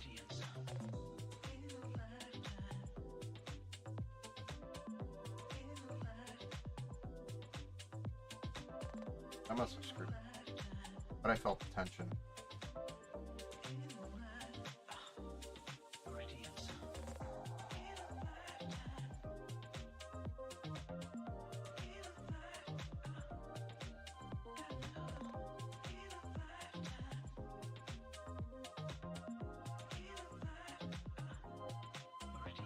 centrifuge torque wrench. Make sure I have the right amount of torque for work on all of them. But for the most part, that's eyeballing it. And now we have could have a much more even distribution of the cooler.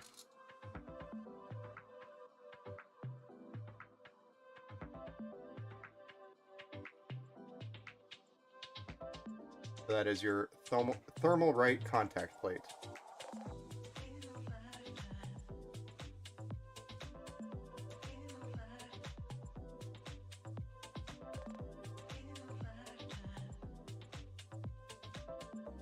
And that just will help with the temperatures by a few degrees, sometimes even up to like 10, people have seen. Makes a big difference.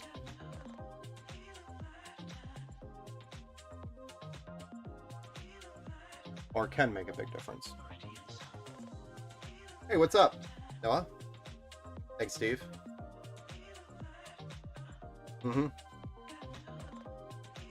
Steve did a really good job on that video. And for those of you who have 12th gen, 13th gen CPUs, definitely would recommend getting one of these, especially if you don't already have a contact plate, because you will lower your temps close to 10 degrees Celsius just by having that. But it is very important to make sure you have the correct amount of, or evenly distributed tension on each of these screws. Same tension. If you don't, you have it slightly off, and therefore it defeats the purpose. So just make sure you follow that video. Don't do what I just did, which I'm probably going to go back and double check anyway.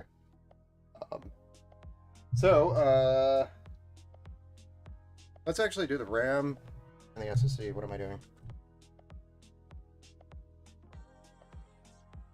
I'm just getting excited, that's all. Okay, so this is a 32 gig set DDR4. We're not doing DDR5 today. We're just trying to stay within a budget somewhat. And we're not trying to break any records with this build, so. But it is Trident Z, RGB, 3600 megahertz, 32 gigabytes, 216 gig sticks, CL18.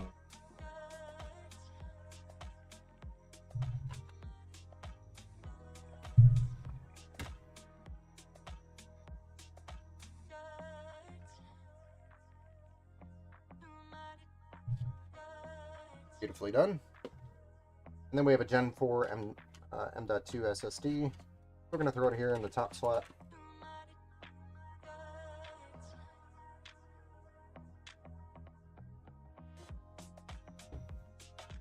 Nice. Let me just get rid of this crap.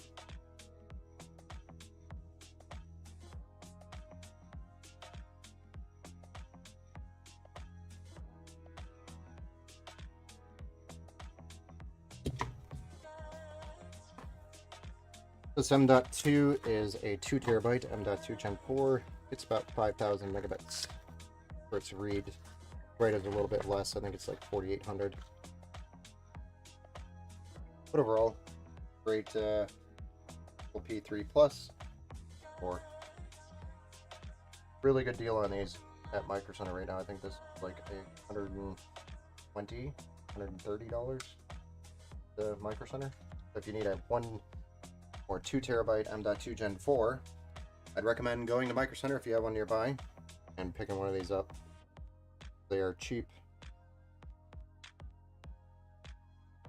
comparing to, like, say, Inland's version of this exact SSD, same performer, would be about $170 or $100 right now. That is your price difference comparison. Also, for those of you who don't know, Inland is Micro Center's brand. Google is flexing on Inland with the prices right now. Relates to sale. Also, conveniently, Crucial provides an M.2 screw. Extra.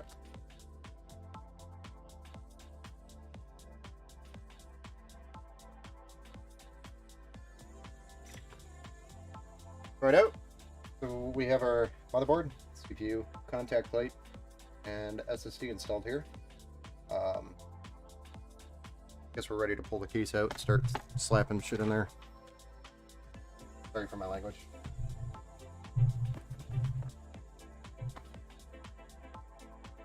Alright, so today we're, again, building with the Landcool 216. Newer case, actually, by Lian Li. It's similar to their Landcool 3, except it doesn't have the extra glass panel. It's slightly smaller in the bottom tray.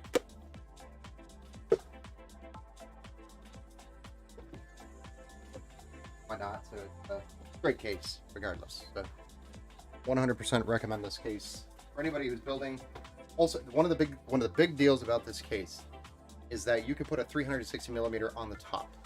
A lot of Landcool cases don't offer that, except for the Landcool 3 and the 216 now. That's because that's becoming more and more of a demand. Hey, thanks for following, Amy. Or, I'm sorry, Army Vet. I'm old. I have bad eyes. My screen's small. Hey, Flake of Wrath. Thanks for following, man. Whoops, LL. It's all good, man. You're usually, I think, on the news when I'm currently streaming, so I don't think you've caught very many of my streams. Flake of Wrath. But for those of you who don't know, Flake of Wrath is actually one of our partners, and he is a local news guy over here, over by us. Thanks, Zombie. Thank you for the follow. But he's one of our partners, and he's doing actually a really cool event right now to give back. So if you go follow his channel and make sure you make him do some weird stuff, because he's got a bunch of different goals that if he meets, he has to do a bunch of crazy things. Which, by the way, I want Michael to do, like, to do all of them.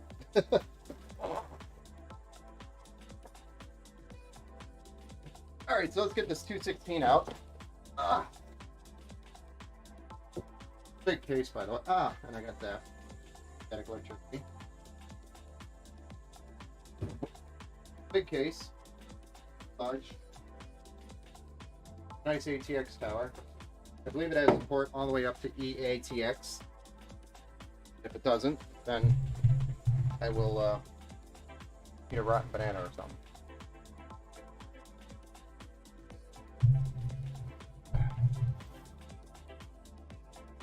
Very large case, but it is toolless. Ow, I got zapped again. A lot of static electricity coming out of this thing. Alright, I'm gonna switch to the side view and pull us back a little bit so you can get a view of my stomach. No, so you can see kind of what I'm doing here. With this case, we have a toolless back panel removal. Very nice, very simple. Toss this aside here. Now the glass, side panel glass here, this is removable just by one thumb screw here that holds it on and secures it. And then outside of that, it's toolless. So the thumb screw doesn't even unscrew all the way. You just loosen it up, and then you can pull it away with the tab here on the back. And then it pulls away, it lifts up. Toolless entry, which I really like in cases, especially if you work in and out of your case a lot. This case, the 216, is highly recommended.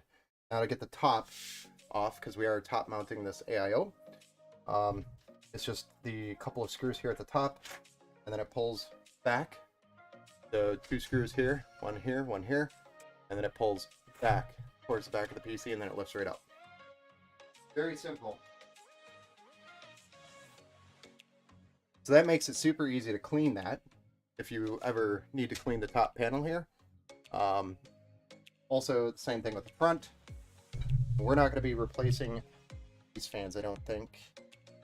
I think when I originally was ordering these parts, what happened is I was ordering the case without the RGB fans because I was going to put 3 on the front one in the back, which is why I have the 3 uni fans. But in this case, because I already have fans, we're going to replace the one here in the rear.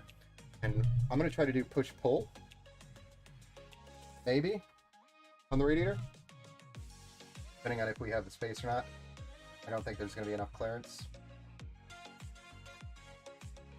We will see if that's possible. So, oh yeah, again, on the front panel, if you ever need to remove this, really easy to clean. Just pull it away from the front. It pulls off. There's just these little clips here that pop into the little circles on the case. Put it back, same thing. So we are going to be using these addressable RGB case fans that come with the 216. These are 180 millimeters. These are not your 280 millimeter. These are 180 millimeters. These are not very common. So to replace these, it would be difficult, but the case itself is compatible with your 140 or 120 millimeter fans on the front. I believe you have a part kit that comes with the case. Most likely the rails are in here. That would make that work. So in the future, if you ever needed to change out those fans or replace them, these 180s are probably really hard to find. So you could always replace those if you need. Other side. And the rear, one of the awesome things about the rear is that it supports a 140 millimeter and 120 millimeter fan. So this rear fan, 120 or 140. Super awesome. Yes, sir. Flake sent me over, or Flake sent me over. Oh, that was an old message. Sorry. Hey, Flakerath. Thanks for following Zombie. Come in and give you a follow from Flake of Wrath stream. Oh, nice. Thanks, man. I appreciate you, Army Vet. Right now we're just bashing iBuyPower, and I normally don't like bashing other companies, but they just keep repeatedly making the same mistakes over and over again, and I'm just sick of dealing with it. I shouldn't be complaining because it provides more work for me, and more content for me, but anyway. We're rebuilding an iBuyPower PC because the one that they sold them is crap. And we are putting this one together. A much better case. And I'm just kind of giving a tour of the case because this case is actually a newer case that is not really out there yet. It is, but it isn't. I haven't seen very many of them.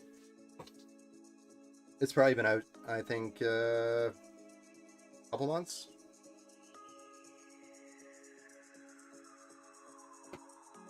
Or a month. I don't even remember. Don't remember the exact release date. But there's a really nice panel here on the back. Another cool thing about this case, you have this removable panel that is so you can mount. This is one of my favorite things about this case. I'm just getting excited talking about it. So one of the biggest problems is you have a bunch of fan hubs, RGB hubs, and got nowhere to put them, because you put them here, you're blocking an SSD tray. You put them over here, it's getting in the way with the wires. You put them in here, it gets stuffed up with the power supply cables, and things just get unplugged and shit happens.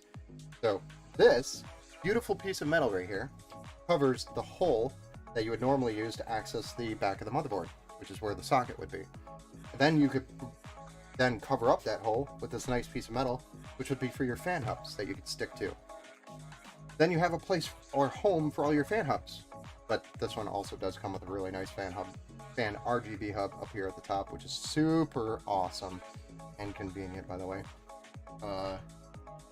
And some wonderful, amazing, I gotta say, Leon Lee did a really good job with the cable management on the back of these cases. So, Leon Lee, Landcool 216, huge thumbs up from me to Leon Lee. You have just made a PC build an enjoyment. So thank you. That is my thank you. Just the thoughts and they thought about this build or this case. That is what I love about Leon Lee. They think about things, whereas other case builders, manufacturers just kind of follow Leon Lee. That's the reason why you see a bunch of Leon Lee 011 knockoffs floating around now. Oh, and there is one Was it cyber power or by power? Can't remember what I was going to say. Actually, I do. I just don't want to say it right now. Anyway, get the motherboard mounted in here. I'm trying to decide if I want to deal with... You know, let's get the AL brackets out so I don't have to pull that plate off, though. Good. It's there.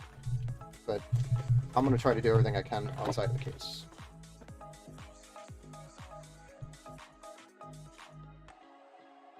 I keep forgetting you can't really see straight down. So yell at me when you can't see. Did you go to CES? No, I did not. Honestly, I don't want to go to CES and listen to a bunch of rich guys talk about hardware that is actually the first time they're touching it, because all they do is probably handle. I don't know. I have mixed opinions on that. Like, there's a lot of cool stuff that you learn there, and then there's others that are just like, it's just meeting after meeting after meeting after meeting. Then you drink all night, and then you try to wake up, have a hangover, and then it's meeting after meeting after meeting. Not really a meeting, but it's listen to a bunch of people talk about a product that they barely understand. And so that is what CES is when you go to it, by the way. Just a bunch of key speakers, listening to people, sleeping through half of it because you have a hangover from the night before. That is what CES is. Really cool, it's fun, but I would prefer just not to go and watch it. Honestly, I haven't had a chance to sit down and watch any of the stuff that came from it yet. Did it even happen? It happened, right? Yeah, it happened. But I did go to a couple of different ones. I'm more focused on, like, some of the other stuff right now. Went to a couple of other different.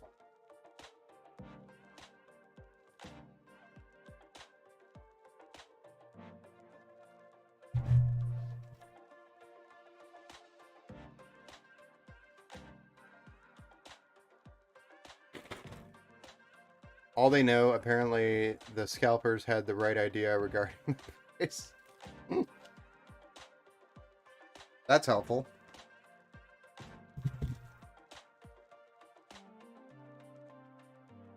I mean, from, you know, me to them, that's very helpful. Like, okay, what are we gonna do about it, though?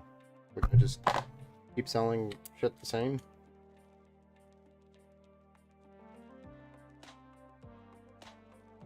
I mean, because builders like me kind of get screwed when scalpers buy up all the cards. And now mining isn't even a thing anymore, so... Crap. Leon Lee, why don't you label your shit like other people? I love you, but come on. See? No labels. Is this an LGA? This LGA 1700? 1200? What is it? Oh, now I gotta go references. Oh, just correct.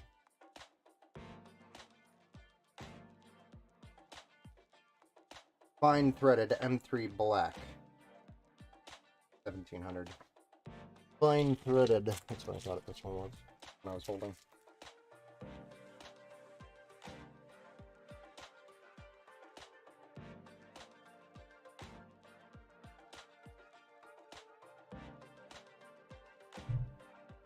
You have distributors for cards. So I use D&H, who is cutting out the middleman. So they're technically the distributor for most of the United States right now. For most of the cards, actually, coming in, being imported. So I'll use them when cards are really hard to get or just ridiculously priced, but just know their prices go up too.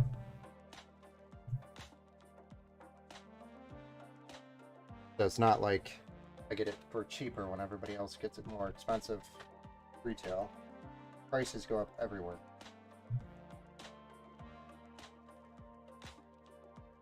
Right, my box.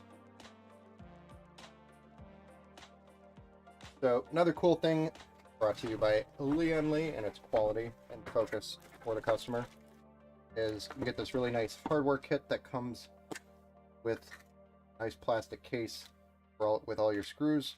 It makes it super easy to build with. I mean, all your screws here are well packaged and just super convenient to dump them in this and build and have them there waiting for you later. Pentex actually does the same thing, and I really appreciate that type of quality, especially when you're spending like $100 something on a case. It's just a nice touch.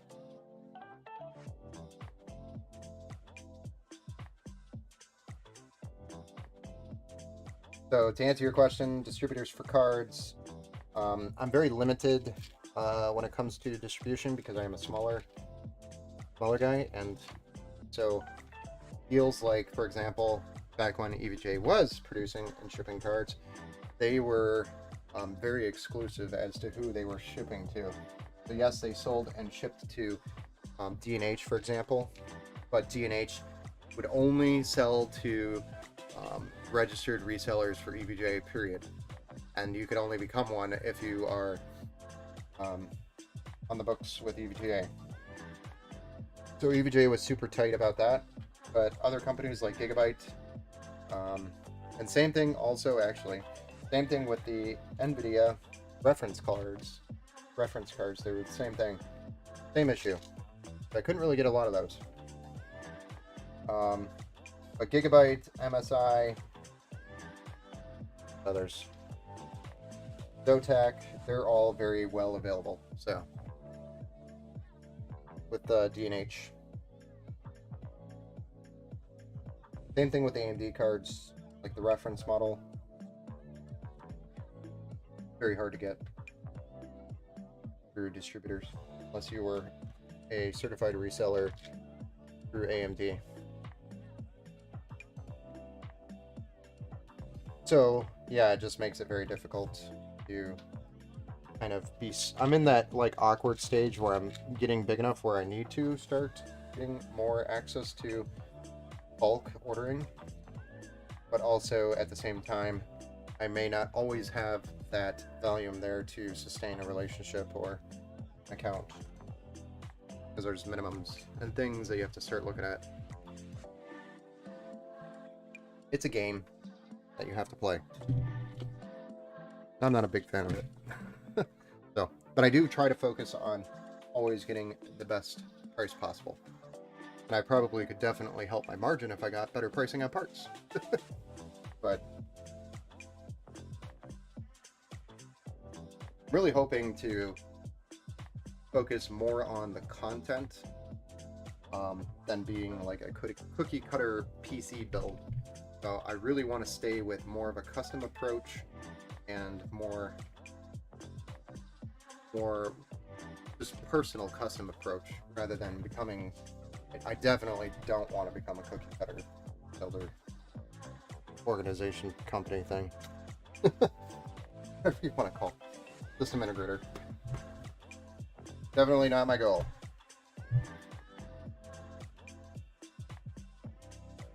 We got USB 3 front panel connections here. Undo this and actually get these cables where they need to go.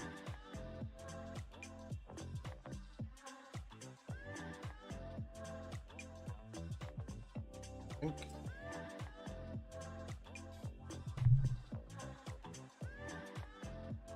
the USB-C.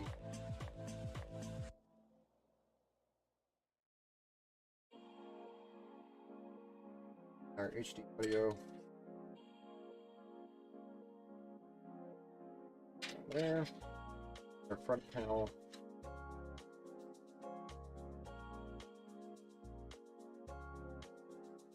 Let me drop this cable here. Oh yeah, much better. Much better. There. I actually did another build earlier this morning, actually, for a case swap. Do this case. I just worked in this morning. Becoming a favorite case.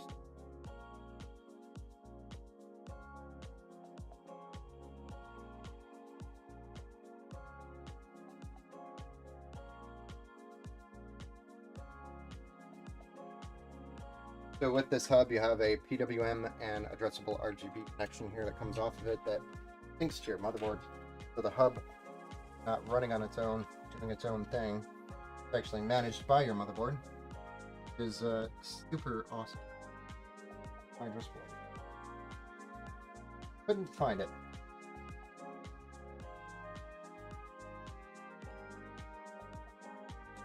Alright, and we'll flip it back over now that we have all the cables in the right places that we need them. Our front panel connection here. It's there. Our addressable RGB connection, which is 3-pin 5-volt. Has its own power on the hub in the back. So it's not going to be, it's really only going to be using this to sync up with the software, not the power. And then our PWM fan for that fan hub in the back as well. We're going to use the fan connection on the bottom. Normally I try to stick with system fan 1. But I'm going to try, system fan 1 is way up here. Or, no, is it up here? Yeah, it is up here. So it's possible I could reroute it and go there. You know what, let's do that for software purposes. I want to keep it on system fan 1. When you open up the software, the BIOS, you'll have UFan for the radiator fans. You'll have AIO pump, and then you'll have system fan 1 fans. More sense to do it that way. Software.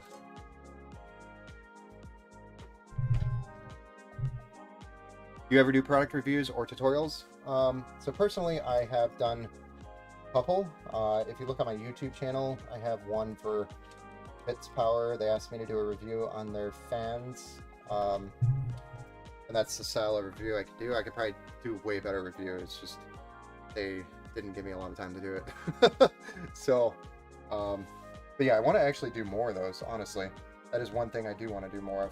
In this case, I would love to make an actual YouTube video about.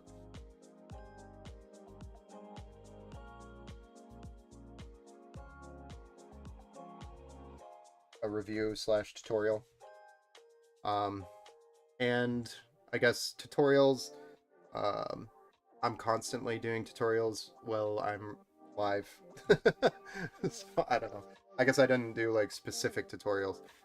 I'm trying to do like a pro tech tip series where I'm talking about specifics, and I'm getting a lot of mixed feedback on that, so it's really hard for a computer go into a pro tech tip like discussion or conversation about something specific and trying to stay on that topic, because if we're talking about RAM, then you have to assume that the viewer already knows most about the RAM when I'm only talking about one piece of the RAM. I'm not talking about the whole RAM, complete topic. I'm only talking about one thing, so it's really hard to do. And then you get like questions and stuff, which is fine. It just means I have more videos I should make. Or sometimes when I say something, like I said something in one of the pro tech tip videos and I'm getting a lot of feedback on that I shouldn't have said. And I get it. It's like, okay, well, yeah, I could have gotten into more detail about what I said, but I was trying to stay on topic with what I was focused on without going into too much detail on other things around it. So it's really hard to just stay on one topic. That's short.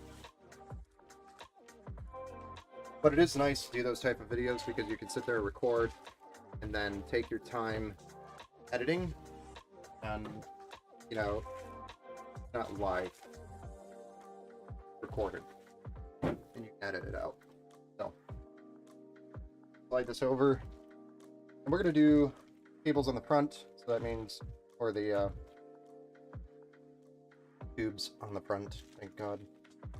And so our cables are going to be on this side of the radiator, so make sure the cables are facing me when I put these fans on there. Oh yeah, I wanted to see if the push-pull config is going to fit. And also, I can see a problem on 6. Once I put this AIO in, it's going to be very difficult to get to our ports for our fans. I want to get this plugged in.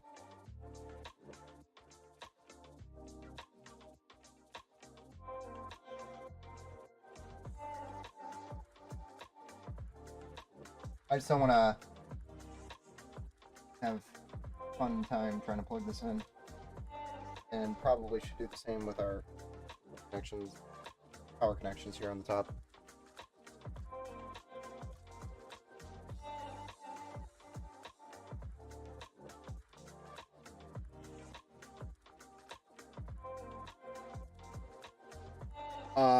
Certain build tutorials.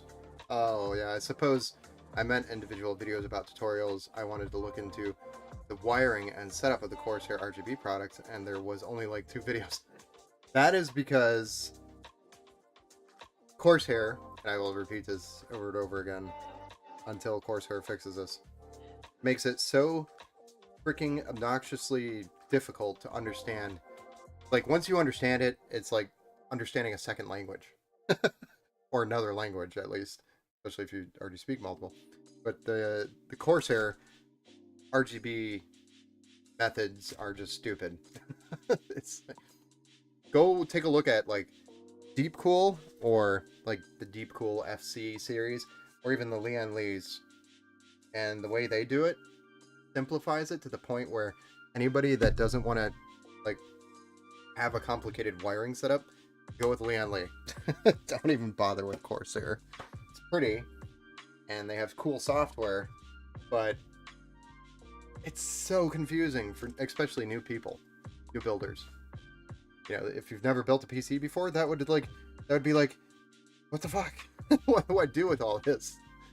So yeah, I could definitely tell, or I can definitely understand that could be very frustrating, and that's why a lot of people don't do a lot of topics on Corsair, because 9 times out of 10, Corsair does a lot of supporting in the community, and so they sponsor a lot of videos. So you really can't sit there and like bash Corsair that much, because they do a lot of support in the community, even though their product is confusing.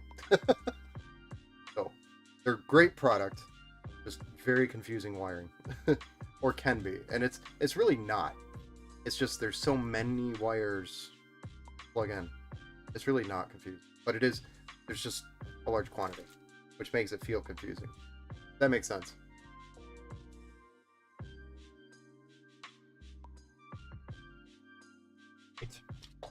So I want to confirm if this is going to work or not. I want push-pull. We can do it. We already... So originally, like I was saying, I bought this case, or was going to buy this case without any RGB fans, and then I was going to use the RGB Uni fan AL120s. They're really cool looking, and really nice. Do a great job with everything. Anything and everything around cooling. Great. Anyway, but we ended up with an RGB case because the one without the fans was not in stock. So, got the RGB version. The RGB version has just the 2 front fans in there, which is nice. It's just a little bit more expensive. So now that I have these fans, I may as well use them for something. And so I'm going to try to do the push-pull on the radiator. Why not? This can go here. Here.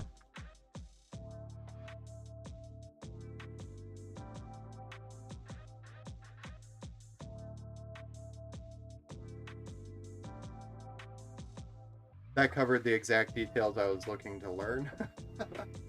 Oh, the 2 videos, yeah. At least to me, it seems there are some build topics that aren't covered in depth, targeted towards the novice builder. Yes, I've noticed that as well. What would you suggest then? Like, specifically, what things would you like to see? I can add it to the list. I'm always looking for new things to make and feedback, recommendations. What do you think would be a big help to builder community for a novice builder?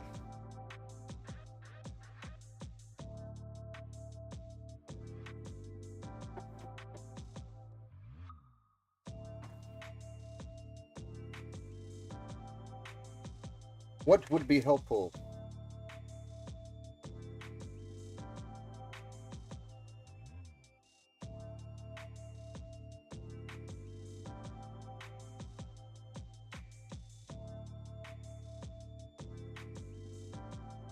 Oh, this is gonna look sexy if I can do this.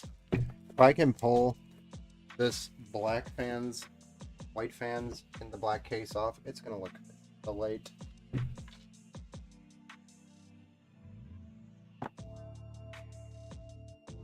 This is also why I really want it to work. Get in there, yo. Looks like we're only gonna be able to do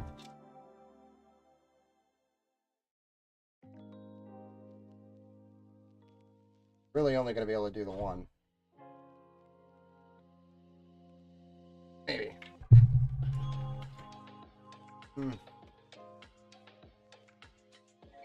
Will be tight.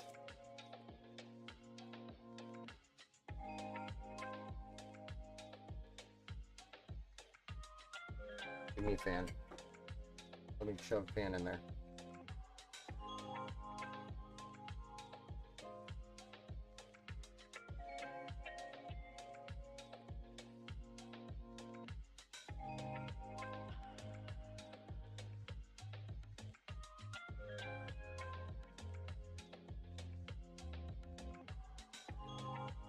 That is your thickness. I could have just measured it, but wanted to provide a visual.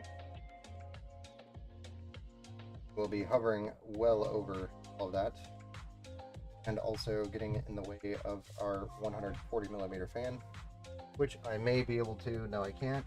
Lower it a little bit. Thoughts on that? Anybody?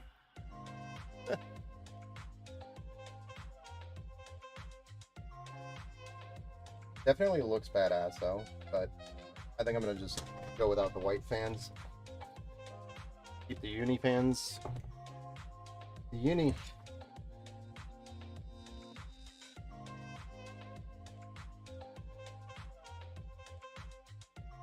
I think that's what I'm gonna do.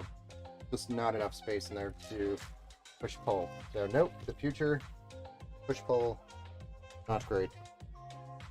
Maybe with some thinner fans. The 25, your standard 25s aren't going to fit very well in there.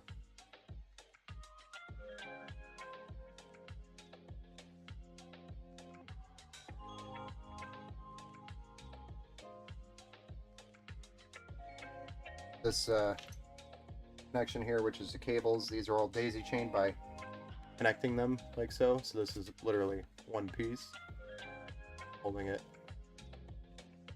Then you have this connection. You get one of these for each fan, but in this case we only need one for all three. Super nice for Lian Li, which is what I was just talking about. We now only have these two cables to deal with for 3 fans instead of what Corsair would have been 6 cables. So much nicer.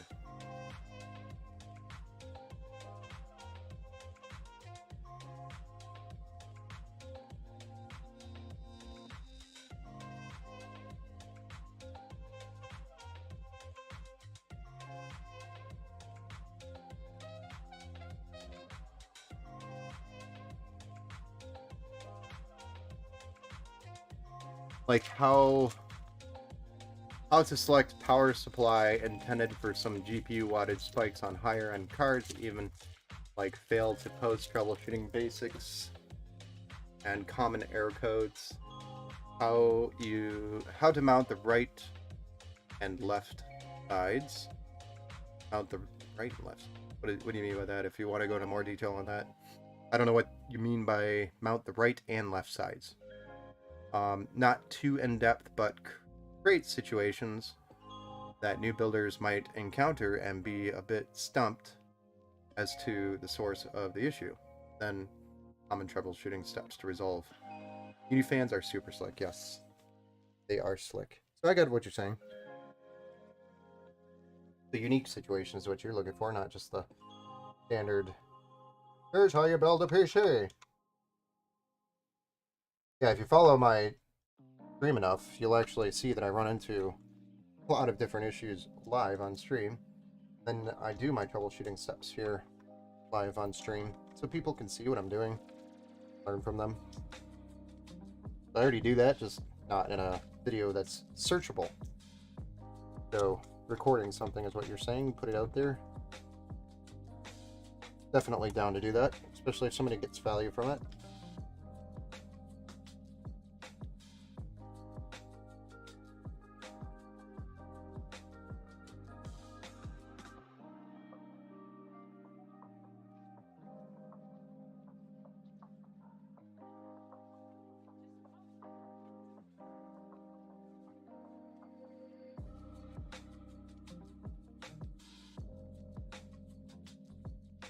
What time is it? 42. Eastern time over here. Eastern.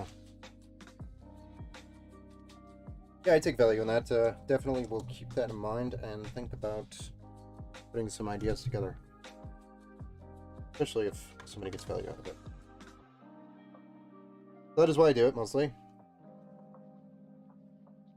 Somebody gets value from it, I'm happy to help.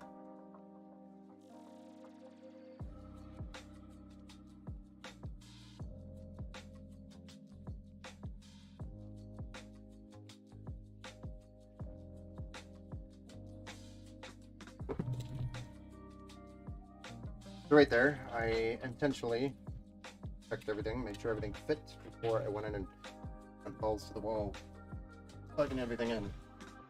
I'm gonna change our view really quick so you can kind of watch what I'm doing here. Side. I don't know if you have a perfect view or not. I'll push the case back a little bit. Kind of see what I'm doing here. But for the most part, I'm going to have to deal with these cables. And, like, best place to shove these in this top corner hole.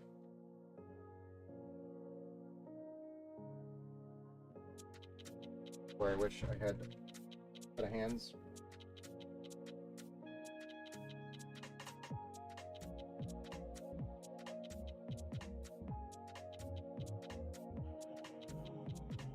It is a little bit of a tight fit when it comes to mounting this in here, but it will fit.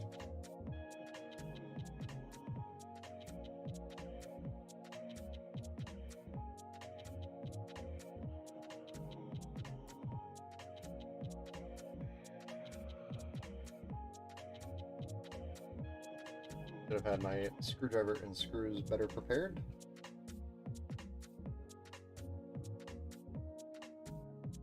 But then you just get one screw started on one end of the radiator and onto, say, the other end of the radiator. Get at least one started. It will hold the radiator in place while you do the rest of the screw. You don't have to sit there and hold it the whole time.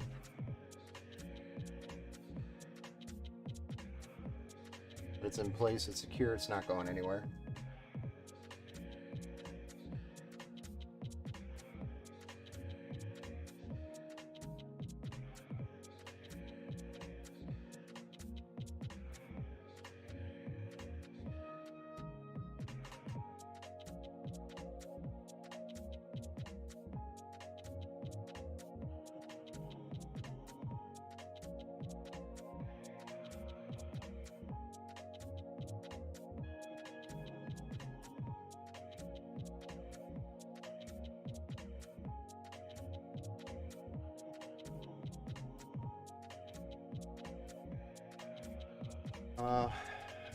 Well, that's just that a stream isn't going to show up in the search results. I know. If I said that, definitely would want to make something more searchable or findable or something you can find. You recommend the AIO lines on the bottom of the pump, or does that matter? I know Gamers Nexus, once again, I'd like to reference them a lot, because they do more of that type of stuff of testing. Does that make a difference? When they're like the fact checker 3000 and over that. But in a way, so the life of your AIO, yes, it will make a difference. So to get, you know, your full 5 years, that's the position probably best. But there are a lot of manufacturers making changes to their AIOs here. That isn't really a problem anymore. Like 2 pump stages, for example, and also making it so that the pump is impossible to ever be in the top portion of your loop, which is the biggest no-no. The biggest no-no for a pump. Here, let me flip this down, change the view, and I'll kind of show you what I'm talking about. Probably better to explain it this way. So, your pump, let's pretend, and actually in this case, this is our pump right here. Over that. Let's say this is our pump. This is my pump here, and it's right here. This computer was standing up. This was the top. Then this is not the highest portion of the loop, because the highest portion of the loop is my radiator. So any air, by default, gravity's law, air is going to get trapped at the top of this loop up here in the radiator. You do not want air getting trapped in your pump. You do not want your pump being the highest point of your loop. That is the most important piece to any water loop, for anything for that matter. Doesn't matter if it's PC or not. Your pump wants to be the lowest point, or as far away from the top as you can get it. But as long as it is not the highest point, it should be okay. Because if you run air through your pump and not liquid, you will burn that pump out. So you do not want air getting trapped in the pump, causing it to burn out. And then that's why the reason why they flipped over, make the bells or the tubes go up here at the bottom is, or a lot of system integrators or builders recommend it, because the air will actually get trapped at the top of the radiator rather than at the hoses or in a hose, or it's just the most convenient place for air to get trapped is the top of the radiator if the hoses were on the bottom. Like, imagine a person that's buying a RGB RAM because they like the colors and they're being common, or they're being a common motherboard issue with a DIMM slot. New builder wouldn't know it's a board, not some. Oh yeah, I see what you're saying. So it's not like wouldn't be a DIMM issue, it'd be a motherboard issue. Yeah, I can see what you're saying. It's just hard to I guess I would need to start creating a list of issues that most commonly people run into and kind of work it from the top, prioritize those videos that they did wrong, like slotting the RAM. Oh yeah. No, I think a good tutorial would be most commonly issues people run into when building. Like not posting. That's because, and these things keep changing too. As newer technology gets released, it becomes less of a problem with the older one, but new problems with the newer technology. For example, AM4, AMD, when you were switching from a Ryzen 2000 series CPU on AM4, and you got your Ryzen 3000 series or 5000 series, both same examples, and you plug it into your AM4 motherboard, your BIOS is out of date, doesn't post. And it's because you have to actually put your old CPU back in, update the BIOS, and then put the new CPU in. Little things like that, people should know, those tutorials are out there and whatnot. But I'm just saying, like, things like that would be, in my opinion, most useful. But going back to like troubleshooting, a lot of problems could be unique though. So that's the difficult part about covering things like that. A lot of problems are unique, where it could be the motherboard or it could be the RAM, but you really don't know which one it is until you test. And 9 times out of 10, it's testing with a replacement part. But I guess just talking about that might give a direction. They have somewhere to go with it. Yeah. Anyway, I agree.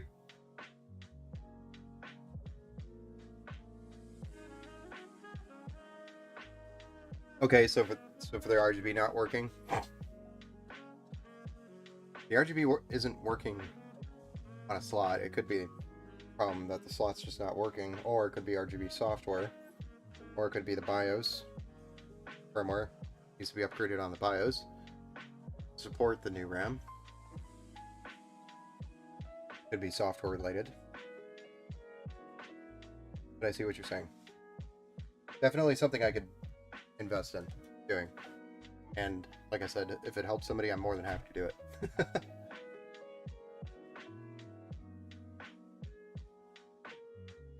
But anyway, what do you think of the white on black? Going to work? I don't do these very often, and I love doing them when I do them, because they're different. But I know I didn't put paste on it. Don't panic on me. Throwing it in here to look at it. White on black. Unique. I think it looks cool.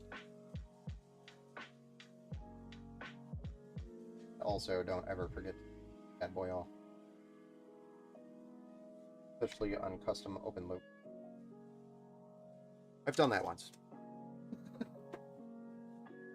Yeah, absolutely targeted to novices. RAM operates just not the RGB. Yep.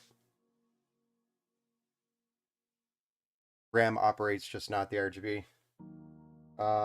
Yeah, I would say BIOS is the first thing I would update, and then also check to see if it's like disabled for some reason somewhere in the software, and then update the software. If that still doesn't work, then I would go back to the RAM manufacturer and see if there's any like specific add-on softwares that's needed. Most of them don't need that now. It's pretty much plug and play. It's a very plug and play environment with them now. Before, you had to have like a download that specifically was for your RAM, for your motherboard manufacturer. Just little things like that, or way early on, way back when. But that was to get it working or syncing the right way. Now you really don't, because the RGB softwares include pretty much the whole package, everything. So you don't have to do that anymore, which is nice. Simplifies it. What do we want to do here next? Mount the CPU block and slap the graphics card in there. Slap a power supply in there. Maybe use one of these fans somewhere. I think we're going to take this out. They put our 120mm in. We have some more RGB here. And it would be a Uni fan. Uni! I love that name.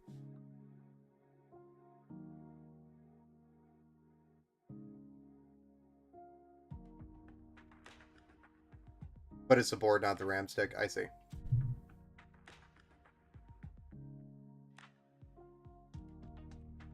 I don't know if that one is not very common though. At least I personally have not seen that very often. Have you seen that before?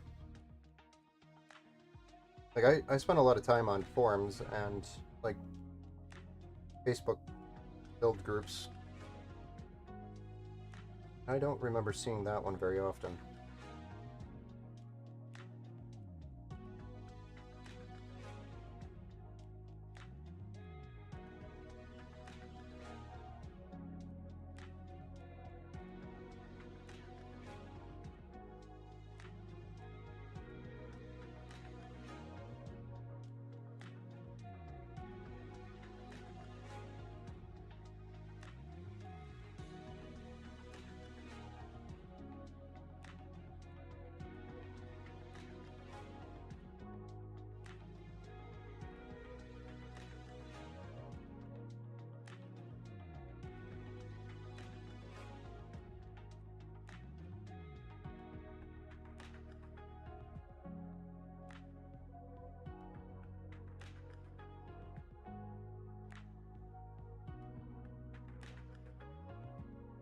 I'm just curious if that's something you've seen.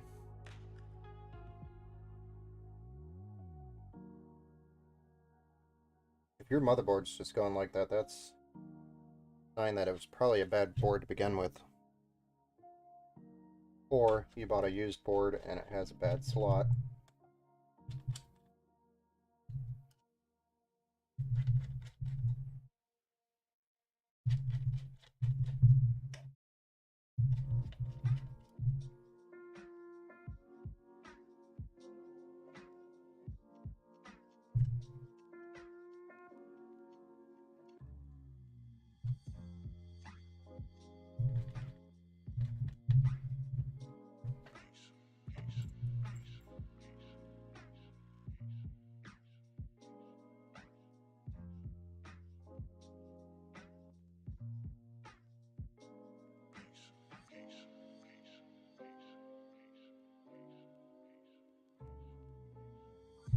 So I'm going to switch the view here so we can see the side. I've got some cables I got to deal with here. But for the most part, I'm just trying to get cable up through the pole.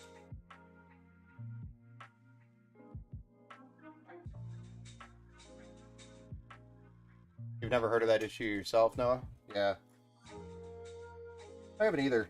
I haven't seen that. The only times I've ever seen that is if it's like a used board and it was an issue with it being a used board and it was a damaged board to begin with. That's about the only time I've ever seen that. Pretty rare to have a bad slot unless it's like physically damaged, especially today's day and age. I was just running those cables up towards the top, try to keep it clean. Oh, hello. It was super blurry. There you go.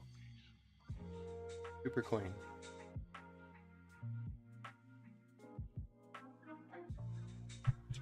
Now let's go ahead and remove this rear fan. We're just going to put that 120 in there, and because we have it, has RGB, even though the 140 would be better for the airflow being slightly bigger. The RGB, I mean, there's plenty of airflow in this case with the fans that I'm not concerned about it. So if it was me, my personal build, definitely would choose the 140 over the airflow over the RGB, but it's not much of a loss.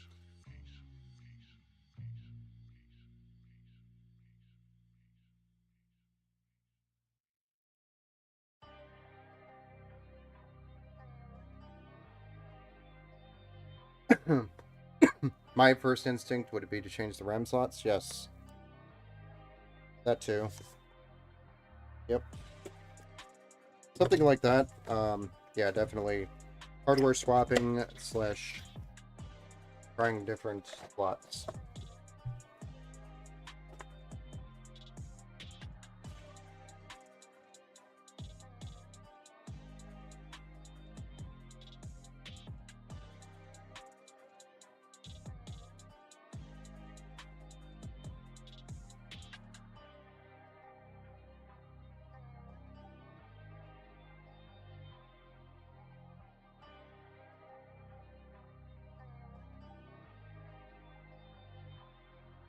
Yeah, I definitely agree with that.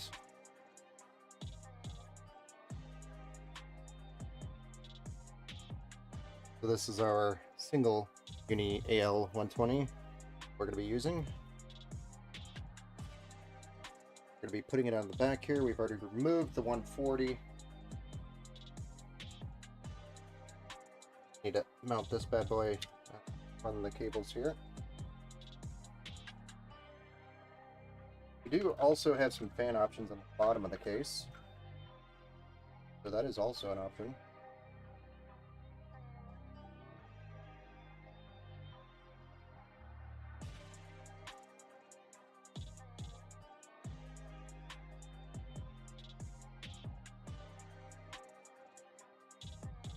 Those are only 120s.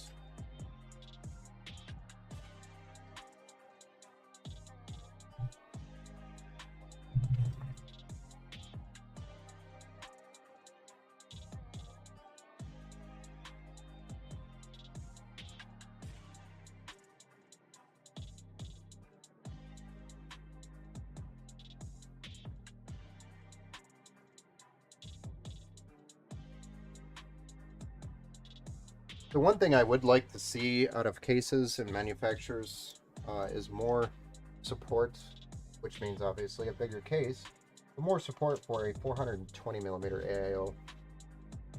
Those are going to be more and more commonly needed for our CPUs as they get bigger and bigger. One thing I would love to see. Really, only a few select cases that you can build in with 420 support. They're super big and super expensive.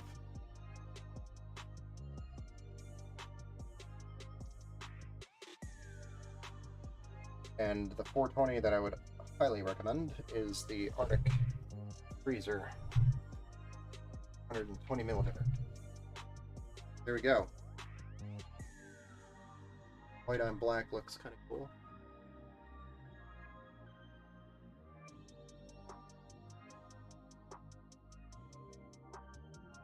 Well, don't do that.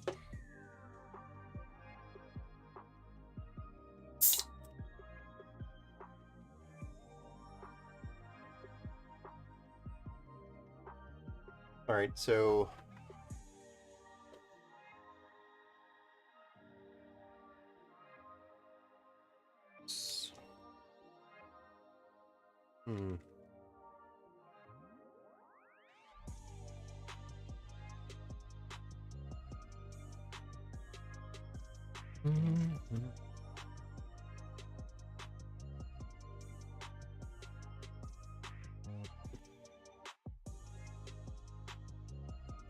I'm just getting in the cables here sorted out for the addressable RGB Lian Li.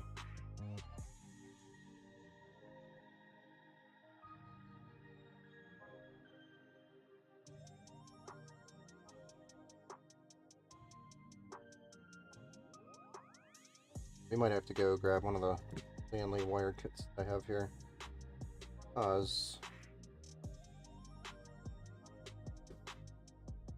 Really only got the one.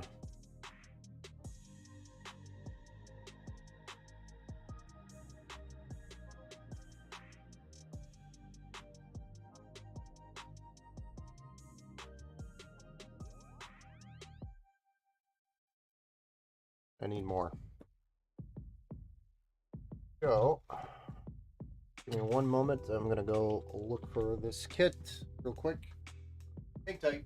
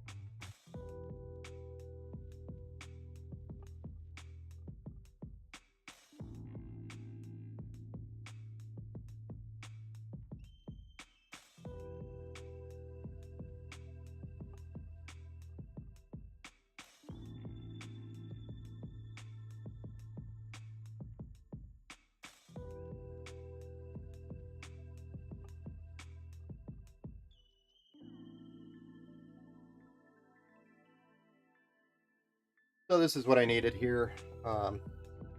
Little splitter by Lian Li. Thankfully I have them on hand. I completely forgot when you buy singles like that, because the reason why I bought singles is because they weren't available. In the 3-pack, you don't get the hub. Then you have to break it out or have a hub, which I do have a hub. Don't need it for 2 connections.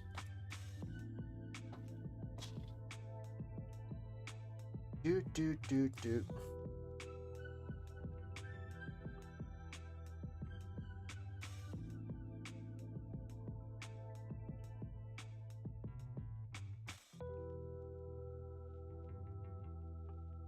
Switch it back to top down, probably.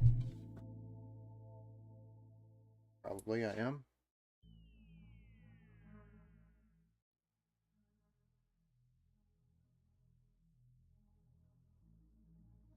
And the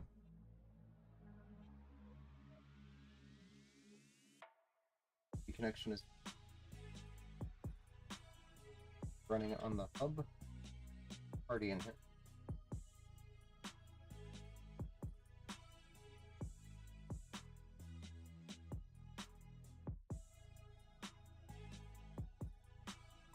There we go. And that allows us to connect all our fans that we need. Place the RGB.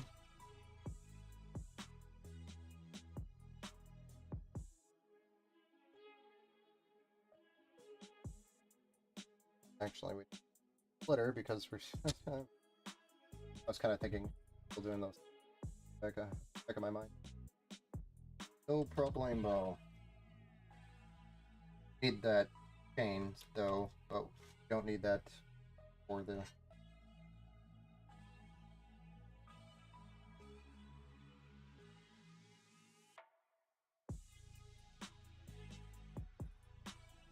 This goes in.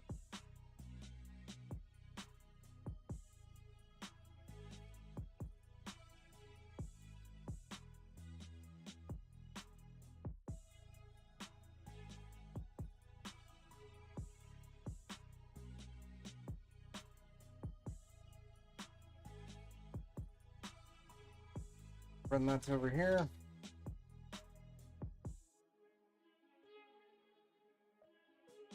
Goes in here. Another one.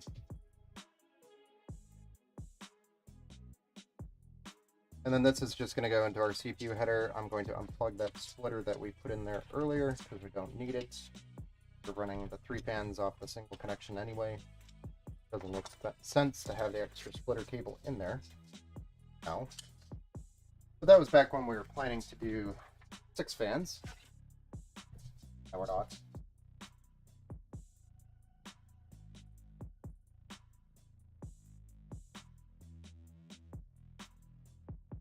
Goodbye, splitter.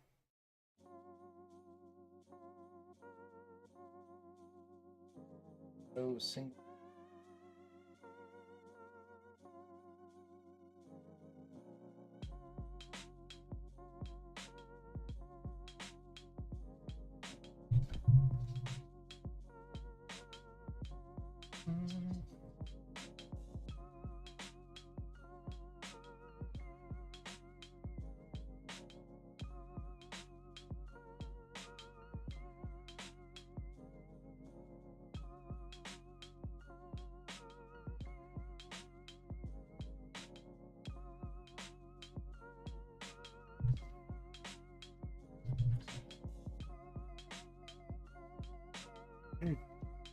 All right, there we go. All of that should be plugged in, I believe, now.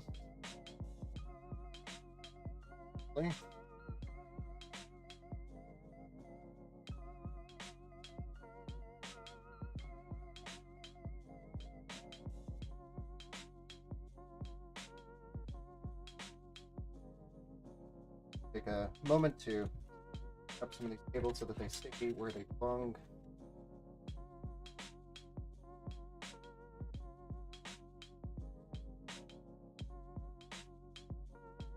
We can slap the graphics card in here. Might have to actually step outside and blow that thing out. Was in a rig before. Got here.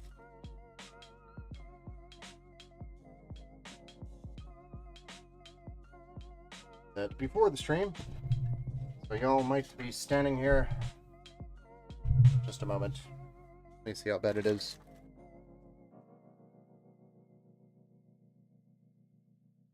Not bad.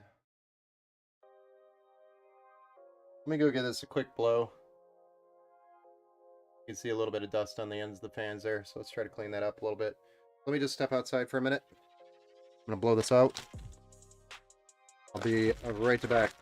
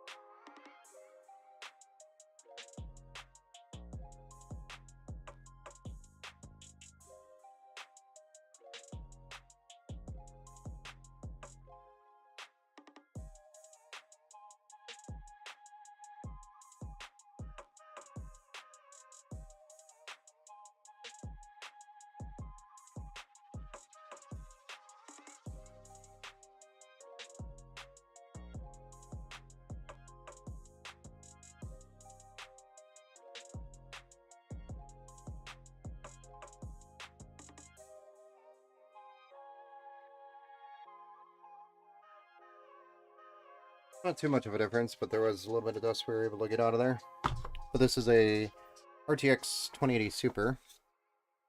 And I think I'm also going to do the thermal paste on it, because it was in that iBuyPower. I guarantee probably been cooked a little bit.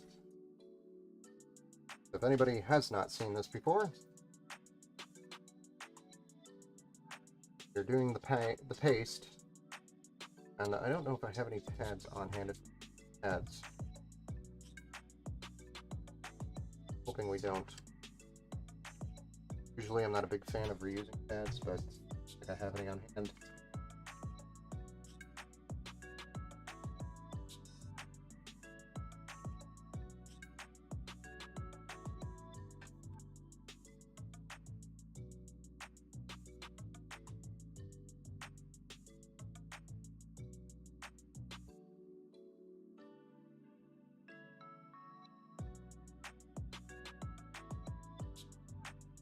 One of them. One of them for sure. I'm hoping I have one because I'm just tore. Paste is pretty solid, so I'm glad we're doing it.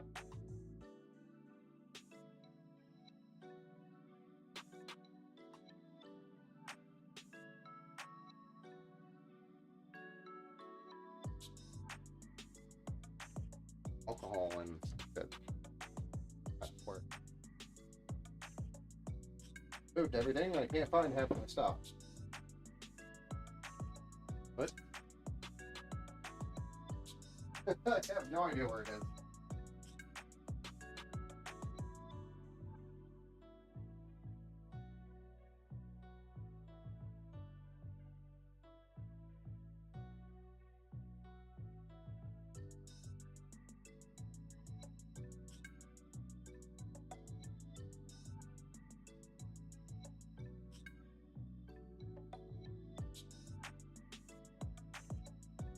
Got it. That stuff was a bottle of alcohol. That's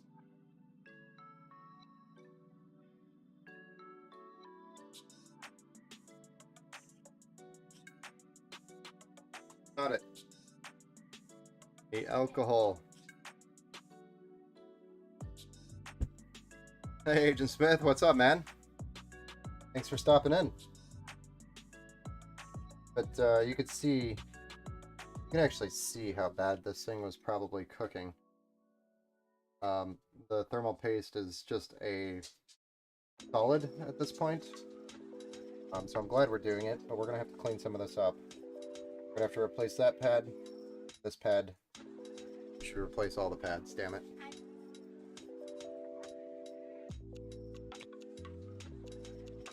Gonna find.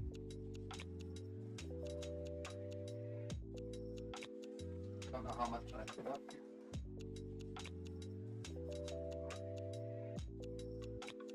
This is all I've got left. And it's probably not the right size thickness.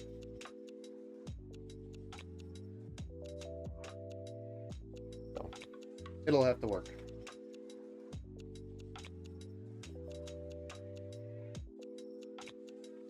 But definitely want to make sure we do this, because why bother going through all the work of rebuilding this iBuyPower PC when you're going to just use a component that's toasted from it still. Anyway, we want to make sure that this thing is running up to stuff where it should be. I'm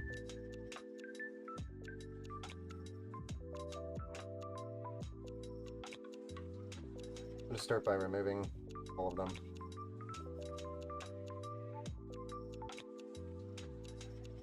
Then we'll clean it up with a little bit of alcohol and wipe it down.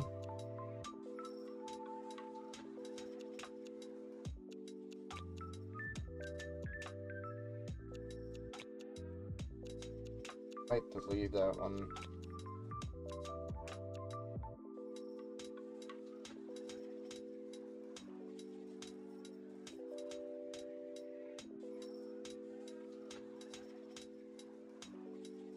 But we look carefully here.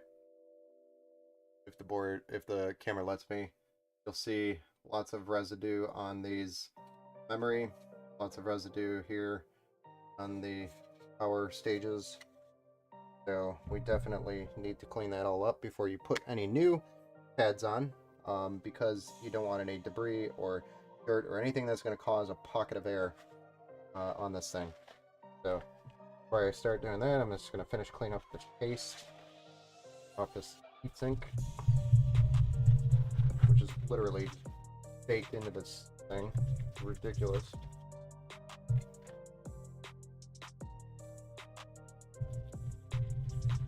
This thing was definitely thermal throttling.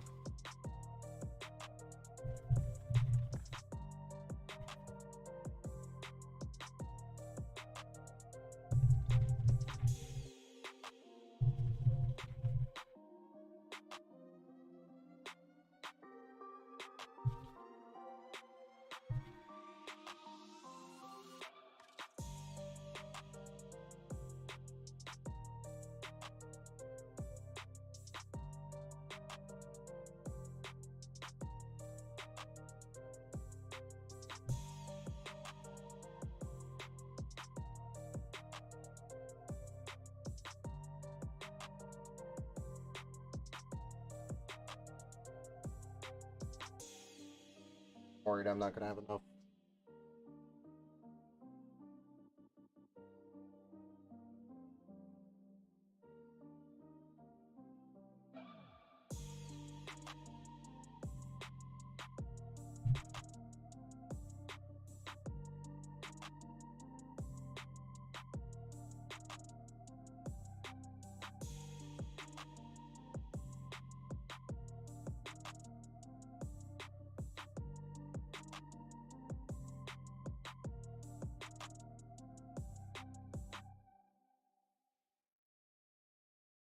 I'm just using my fingernail and a paper towel to get the sides of the die here. And it is so hardened that it's just coming off in chunks anyway. So, chunky makes it easier to clean.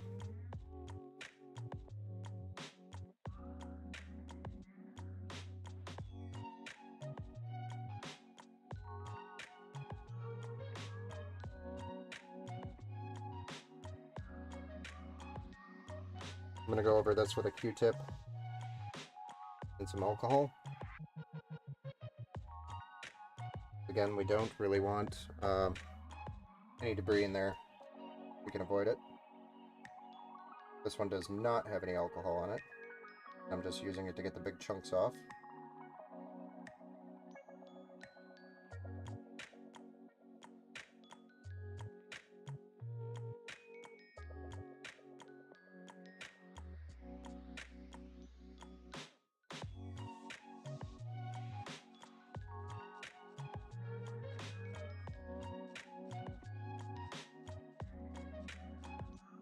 There we go.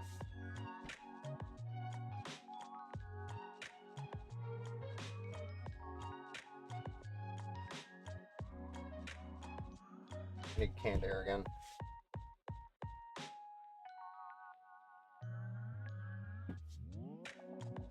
Started the new job on the 19th. Oh, nice, man. Sorry, I was looking down the whole time.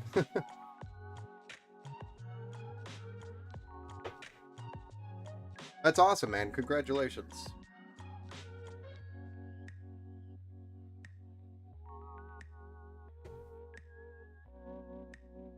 There we go. Have a nice, clean card currently. We need to do some alcohol rubbing.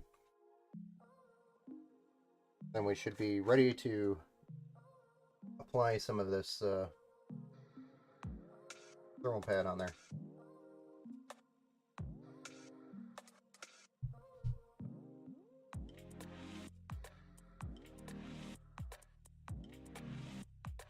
Using probably wood, but it is disgustingly dirty.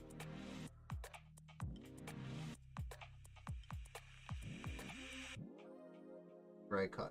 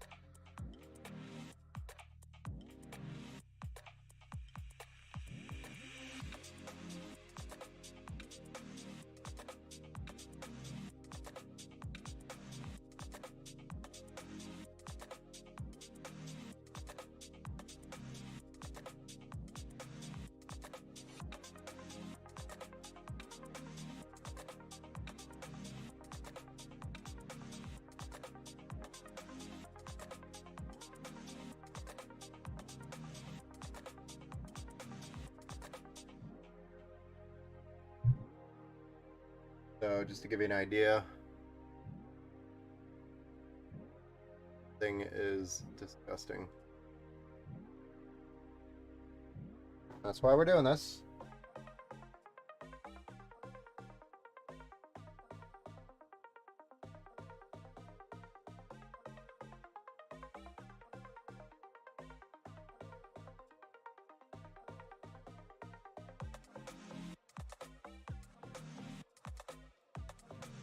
Just don't want any debris here for make any type of air bubble or thermal pads, because that will significantly impact your.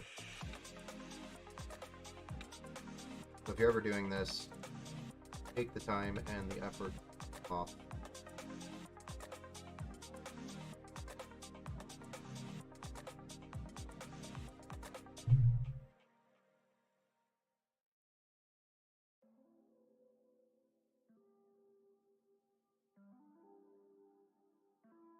Definitely work.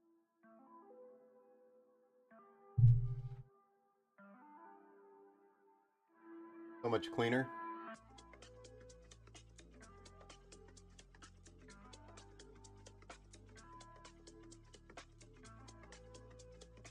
Much cleaner. That way we don't have any major debris in there. We know it's pretty clean. I'm gonna just touch up the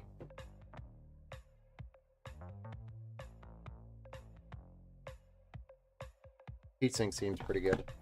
Now let's go ahead and apply our thermal pads, and hopefully we have enough. You want single pieces. You don't want to mix them up, mix and match or anything like that.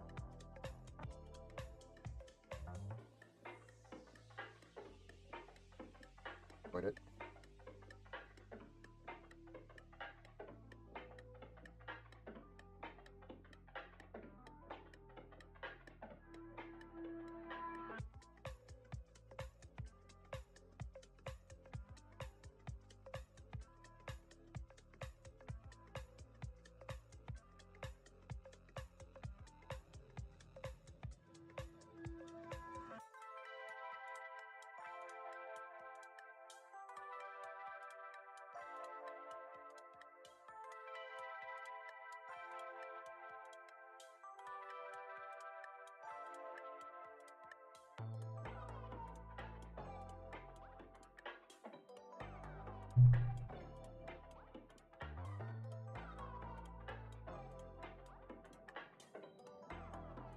Let me get these thin pieces cut so I know I have enough.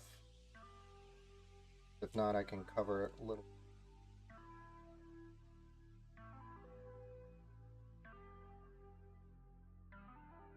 Scissors just are not cutting right.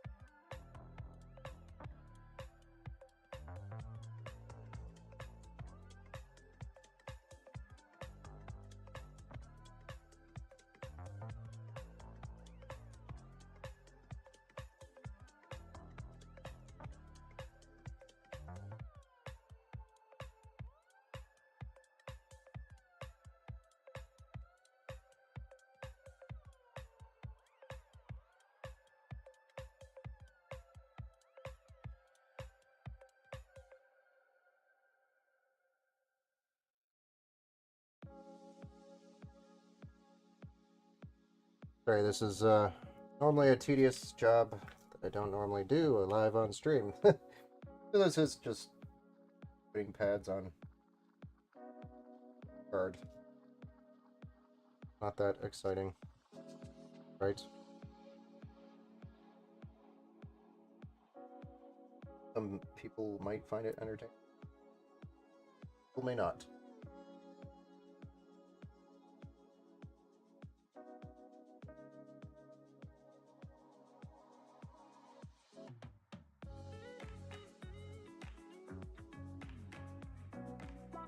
I'm just glad I had literally just enough to complete this. I'm gonna get away with it.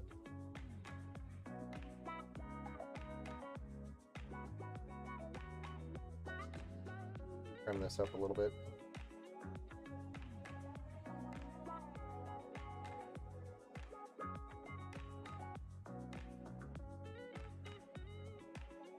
And then because there's a clear plastic peel on these ones, I want to, oh, this isn't fair. In fact, I'm going to cut it through on that hole so it doesn't get in the way. But you want to make sure that all the plastic pieces are removed, which is the clear plastic.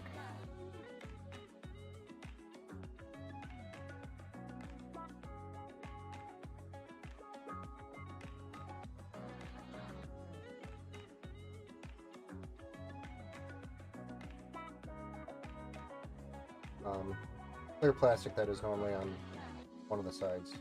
Like this one right here, I forgot. Glad I checked.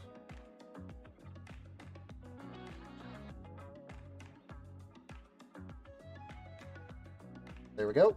We've got new thermal pads fresh on there. It'll perform so much better without thermal throttling. And we're just going to do a little bit of paste here.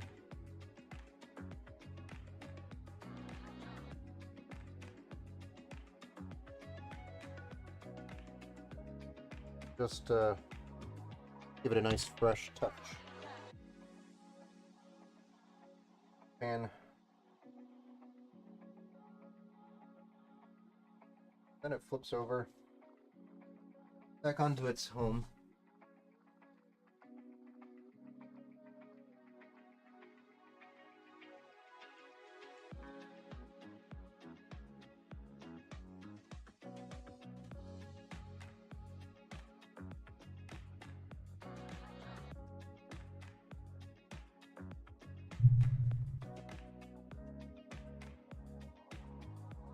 Almost lighted up perfectly. And then the ones that we were going to start with first to tighten are the core.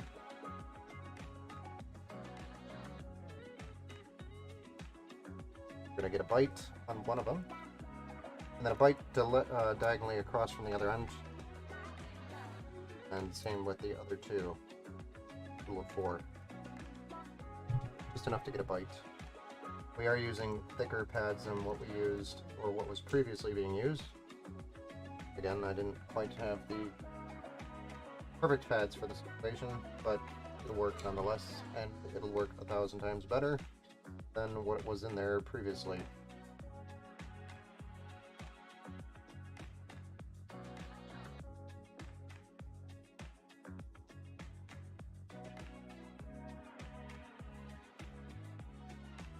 Now, one thing I didn't check, and I'm pretty sure there aren't any, but some of the newer cards will start having thermal pads and whatnots on the back plate, between the back plate and the board. So you want to check that in the future on some of the newer cards. This card does not, fairly certain.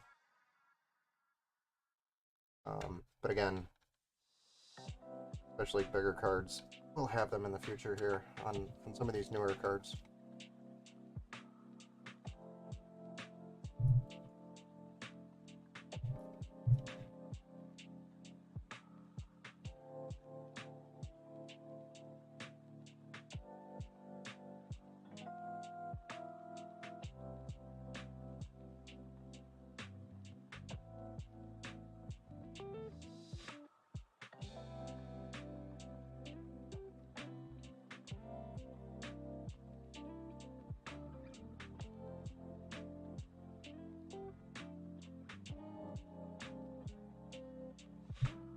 Alright, there we are. All done. Now we have a fresh card that's going into this build. So I'm much happier about it. Only took a few minutes.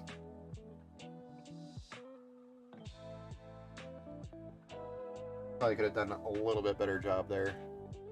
Pad sticking out. I'm gonna try to cut some of that off.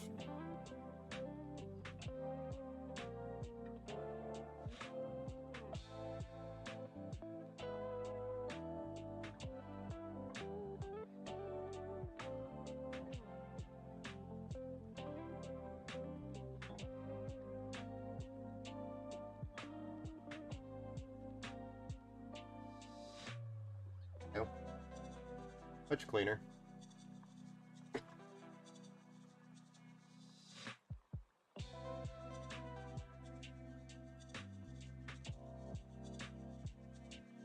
Too much of a bow on that. I have to up on some of that.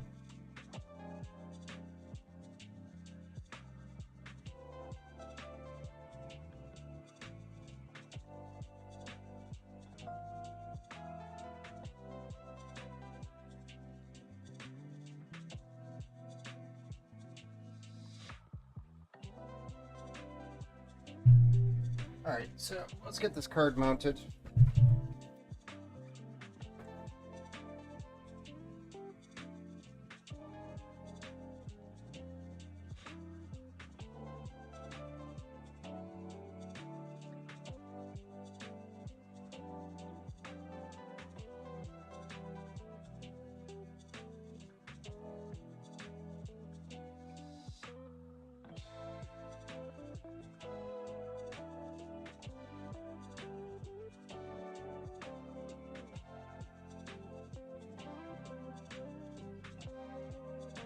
You can also see there's a little bow on the card from not being supported in the previous build. See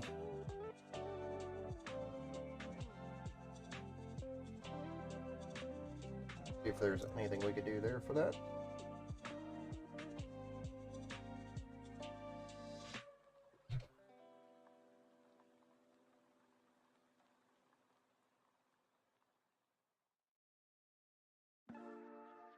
But for the most part, we are pretty much ready to start putting the new power supply in.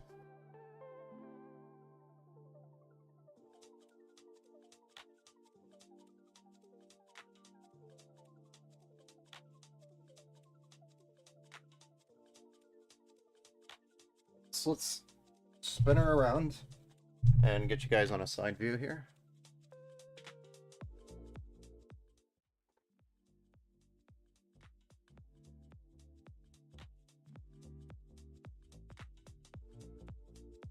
We're using the RM1000E, which is the RME series by Corsair. It's 1000 watts. It's an ATX fully modular 80 plus gold power supply. So definitely a beast of a power supply capable of running barely 4090, but it would run it.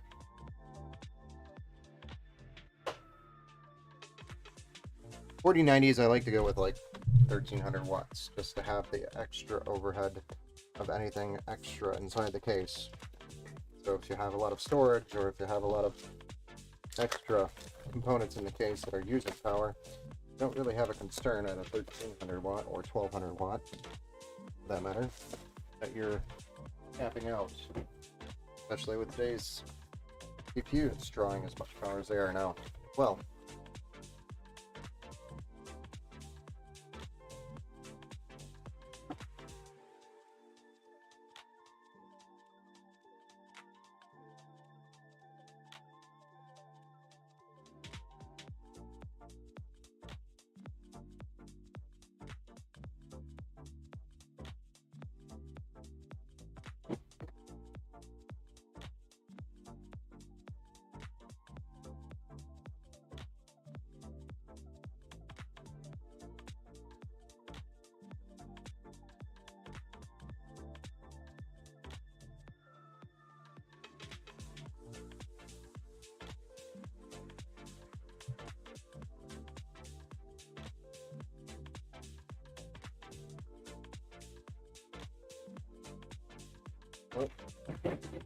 and for me personally, I'm going to put all the cables in here because I'm going to probably be the only one ever working in this PC for them. So I'd rather have the cables not lost and just in the system and available. So for functionality purposes, I'm going to keep them in there. So that means I'm going to load up the fully modular power supply. Most 1000 watt power supplies do not come non-modular, so if that was an option to save a few bucks, I would have done it, but it's not really an option.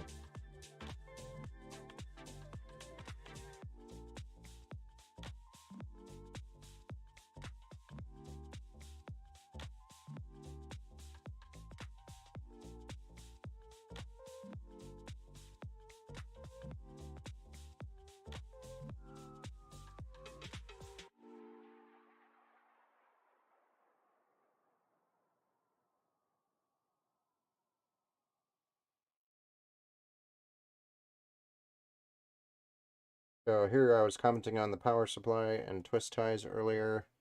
How EVGA so awesome because they only give you one twist tie to rule them all. Whereas other power supply companies are like, hey, I have an idea. Let's use 50 twist ties, one for each cable. Because why not? And then I have this like weird suspicion in their headquarters, they're probably sitting there laughing evilly at us as we untwist each cable. Normally, people probably don't even think of these things, but because I do 5,000 of them in a day, um, it's annoying.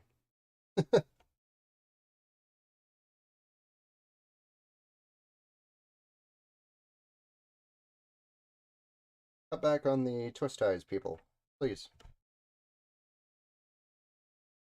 I mean, twist tie, twist tie, here, twist tie. It's old. That's all.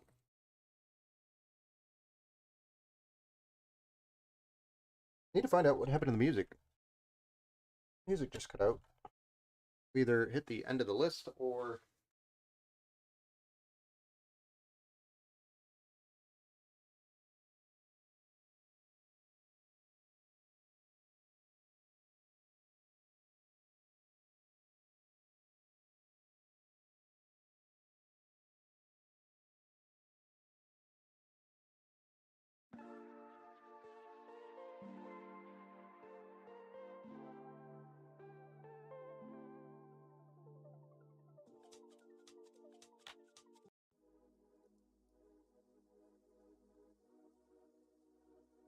amazing. Never thought I'd hit that. Huh.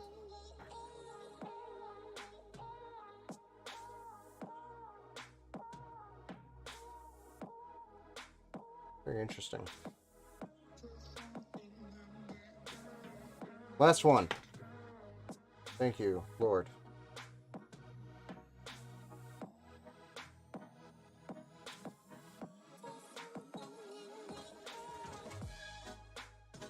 There we go. We got a power supply with all of our cables. So many cables.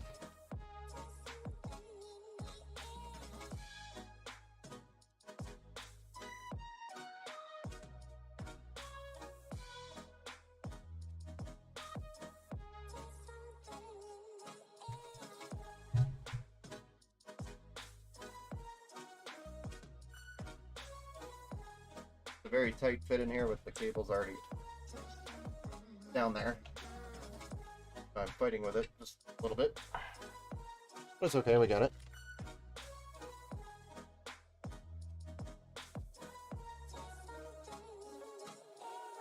Love you too.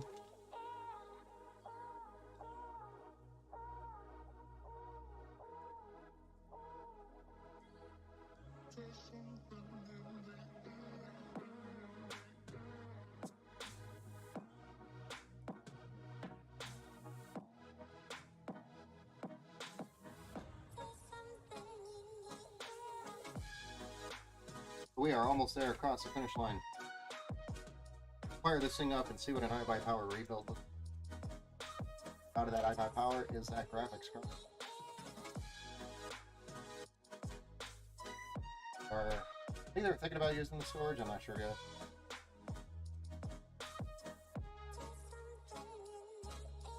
I think they will.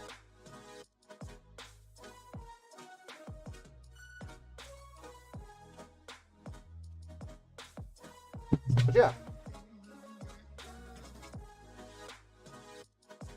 That is your power supply. Go ahead and pick this here.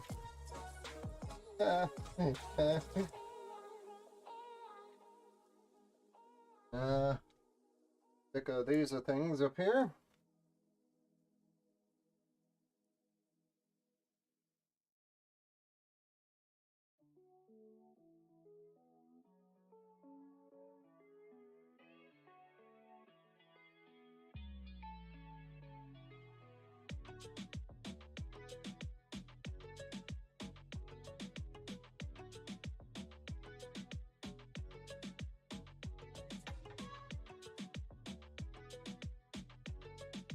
tight fit.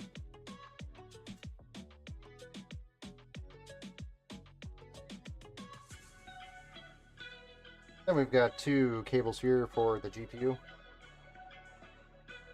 which we're going to run up here.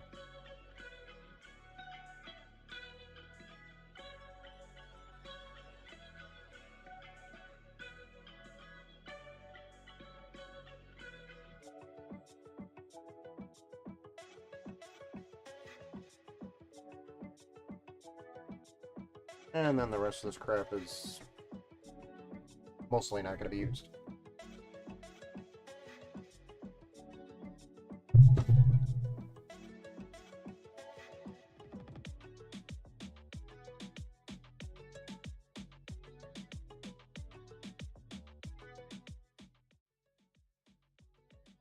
And switching back to top-down, see the connections here. Got the 8-pin PCIe for a graphics card here.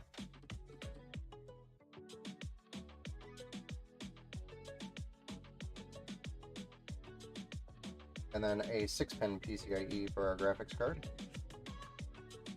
Separate cables. No pigtails. And our 24-pin for our motherboard.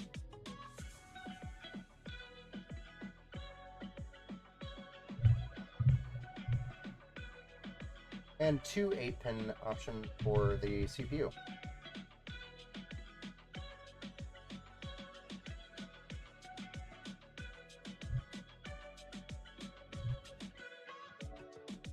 Usually it can be tricky if you have a semi-modular power supply, or, I'm sorry, modular power supply.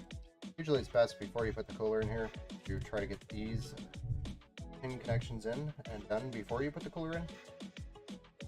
There's a helpful tip. Future builders. Saves you a ton of aggravated time fighting this. Usually that takes longer. Go. All done. Now we just have to button up the back, fire it up, and see what happens. See if I screwed up the graphics card good enough. Pretty heavy. You're starting to go some weight.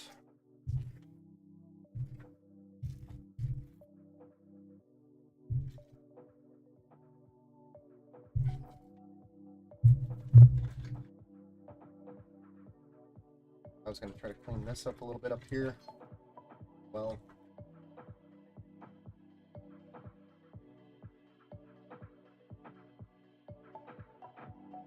don't need abundance up here.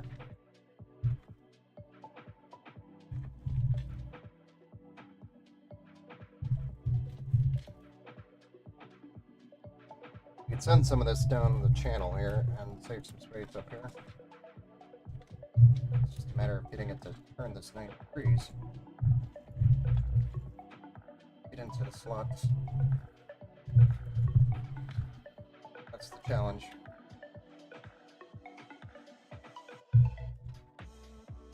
Yep.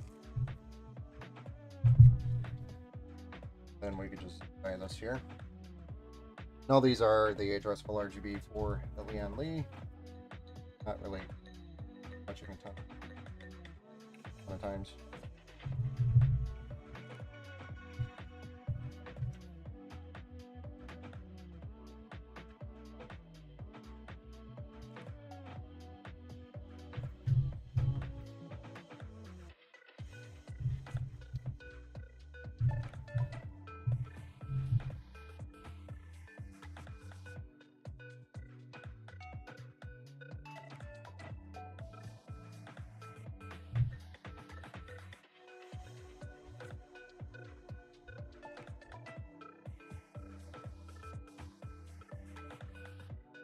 Plug the one here.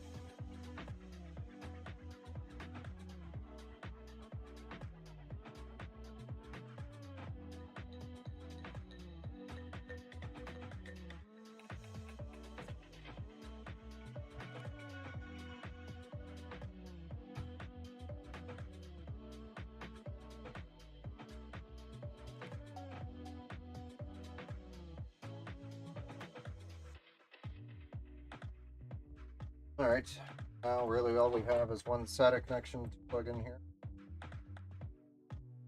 We need to bundle up the rest of these cables. Then we fire it up and see if it works.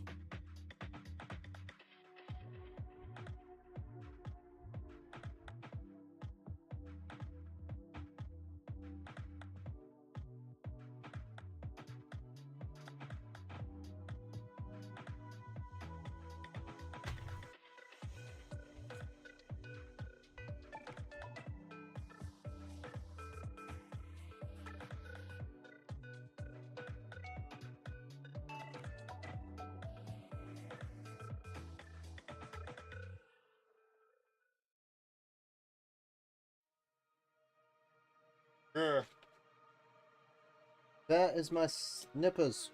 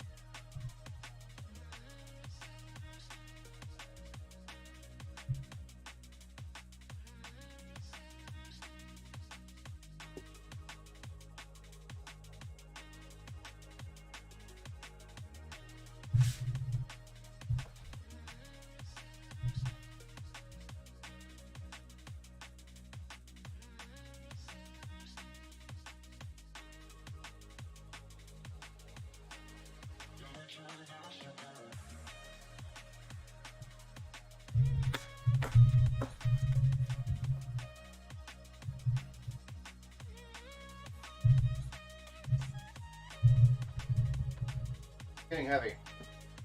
Sorry if it's bouncing the table around now.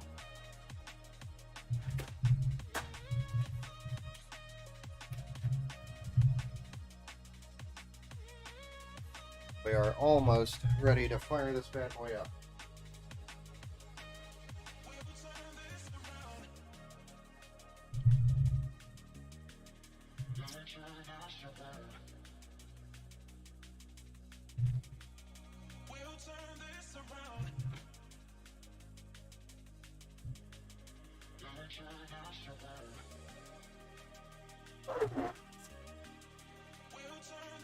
I don't know how well the RGB is going to show through this. Ow, hot glass. That was a lot of static electricity. It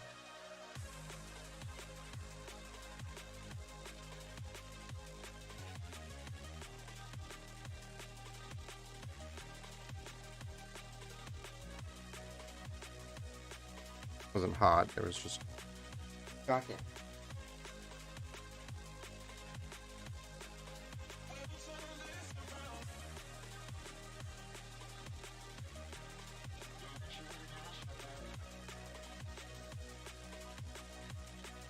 Just trying to clean up some of this crap out of my way so I can get nipples.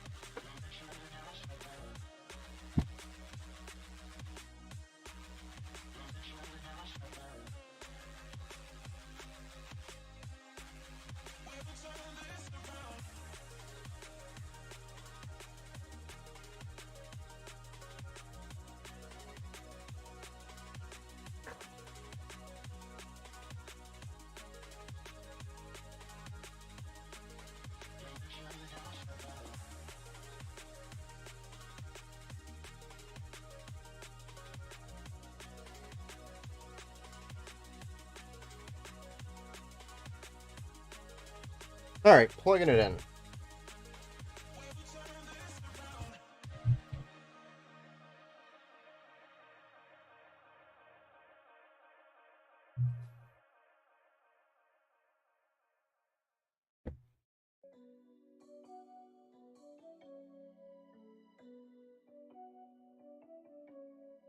kidding me? Can't believe on this board problem.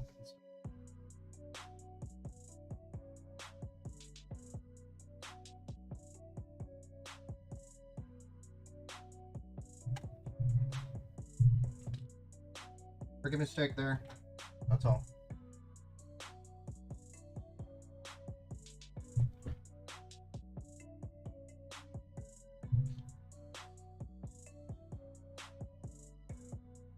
So many USB ports on this board, it's awesome.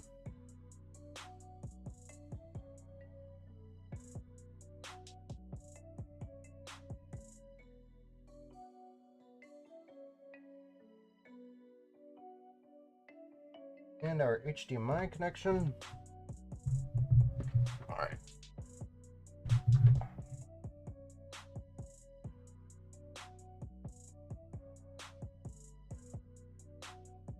Probably just gonna pull the glass off so we can see it better.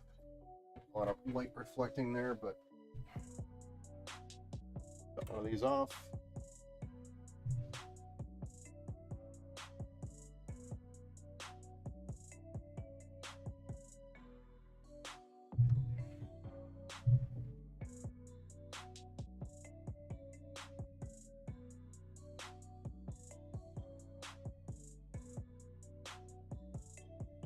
That's one. And we shut off this one up here. There we go. All right, CPU memory changed. We already have a post, so that's a good sign. I'm gonna go into the BIOS, which is gonna require a reboot here.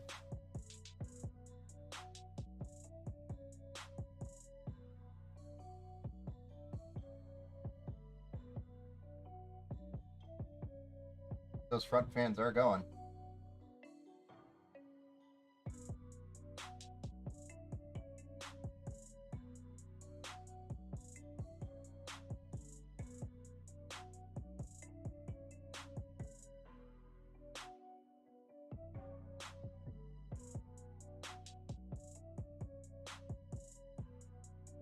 It's actually the GPU fans that are kicking on. So there must be something wrong with the thermal pads on the GPU, because they're getting loud. The CPU is getting 27 Celsius right now, which is awesome. Motherboard is 29, and we just lost screen. So there's definitely something going on with the GPU. Interesting. There's probably a contact issue, I would assume. I did back the screws off.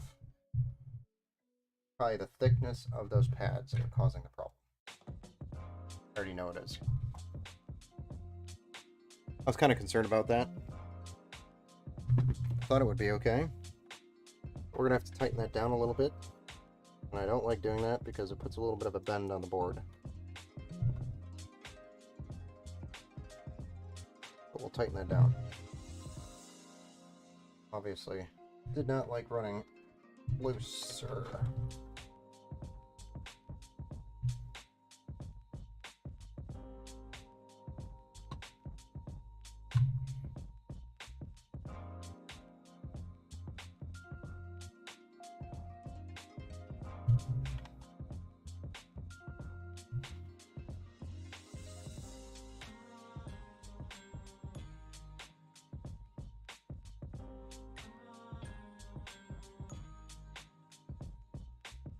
Solve the problem.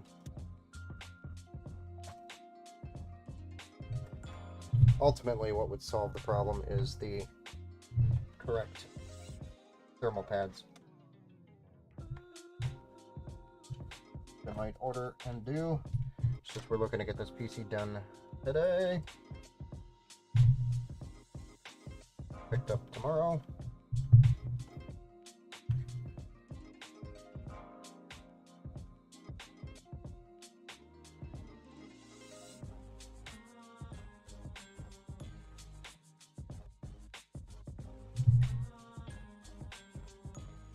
I'm not going to screw it down yet, or screw it in. I'm just going to leave it in the slot, power it on. Maybe I'll put the screws in. May as well.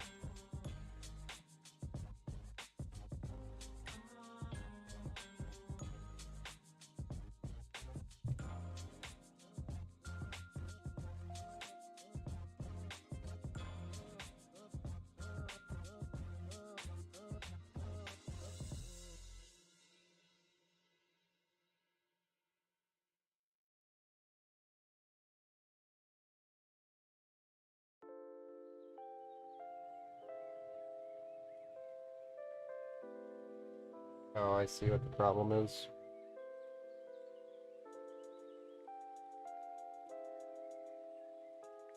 I see the problem.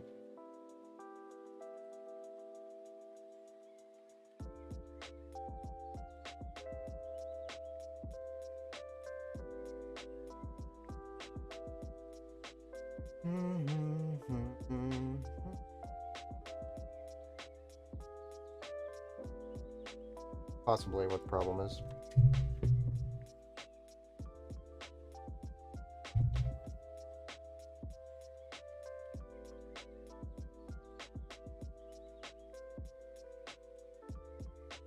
Well, guys, I'm gonna have to get different pads.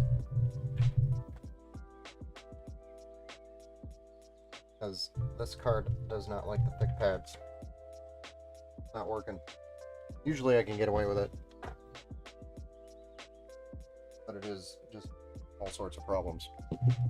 It's running and it's working. Not contacting the core very well. Not making on the core very well.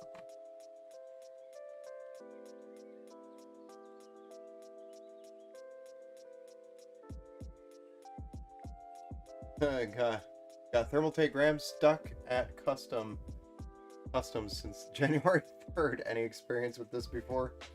Dude, I've never had a stick of RAM. Thermaltake RAM stuck at customs before, man. That is a first that I've heard of. I mean, I've obviously heard many things get stuck in customs and whatnot. It'll go through. There's probably just tons of backup. It'll eventually make it through. So it probably got flagged for something sitting there as they look through everything. Right?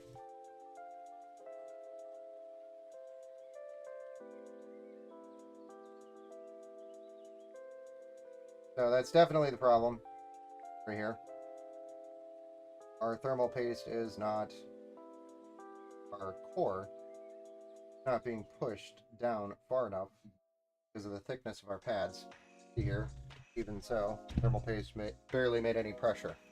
So what we need to do is get thinner pads. Let me go see what I have. Might have one with a coolant block.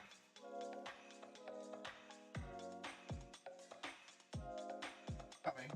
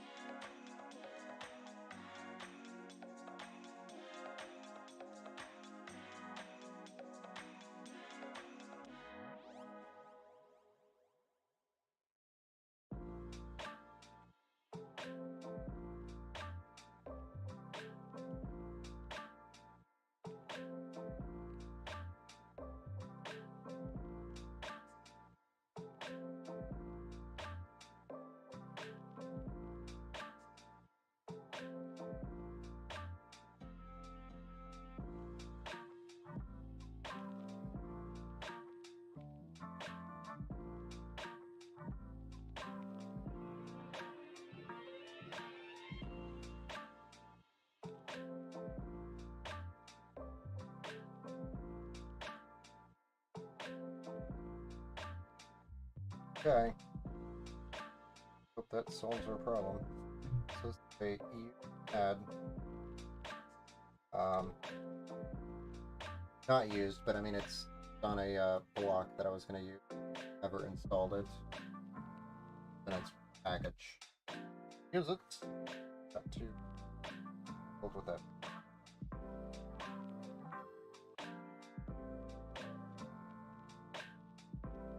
Also.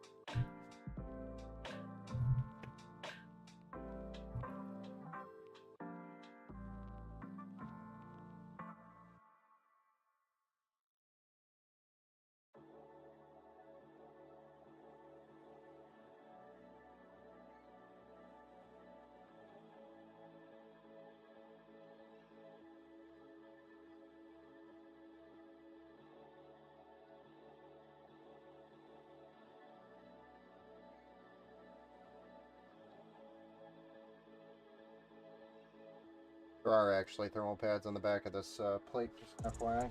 I don't know if somebody custom did that or that was from the factory. I don't remember there being too many 2080s other than like AVK that did that.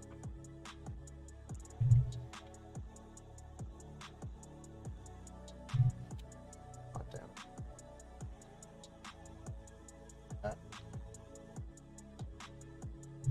We're having a great day now.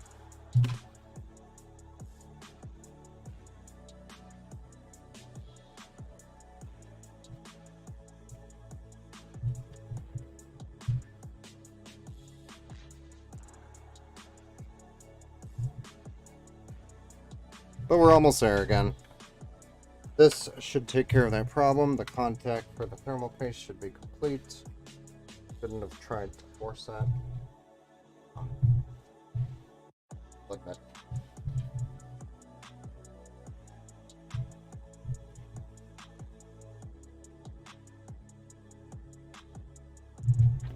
Could have went and found thinner pads.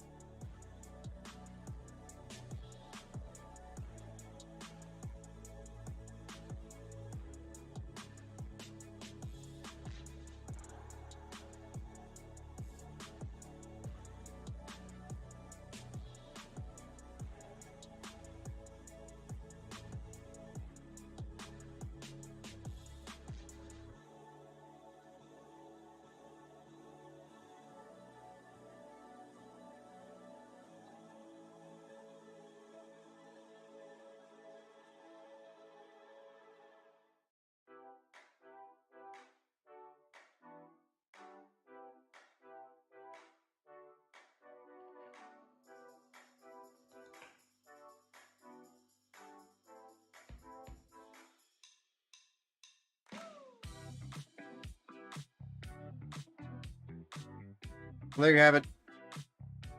Hey, Martin, what's up?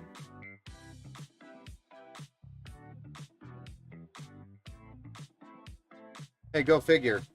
The only part coming out of the CyberPower build, being the graphics card, is the part that has a problem.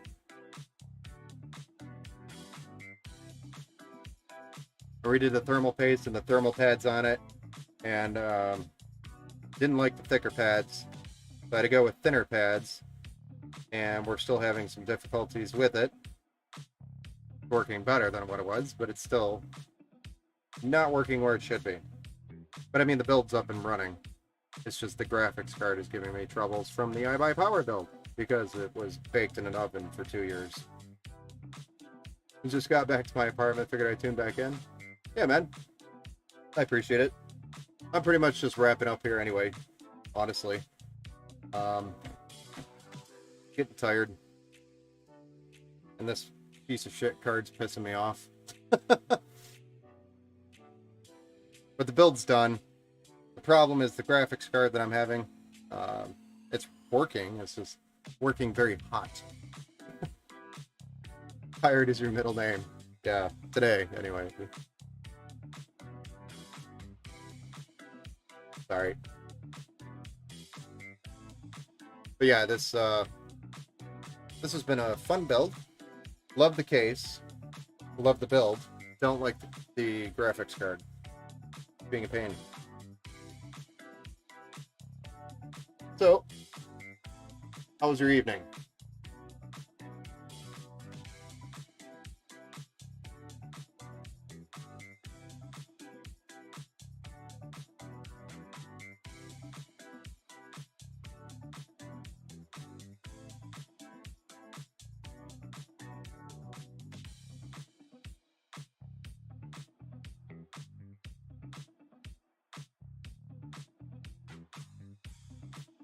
Was good? Hung out with your best friend and your nephew? Nice. Nice.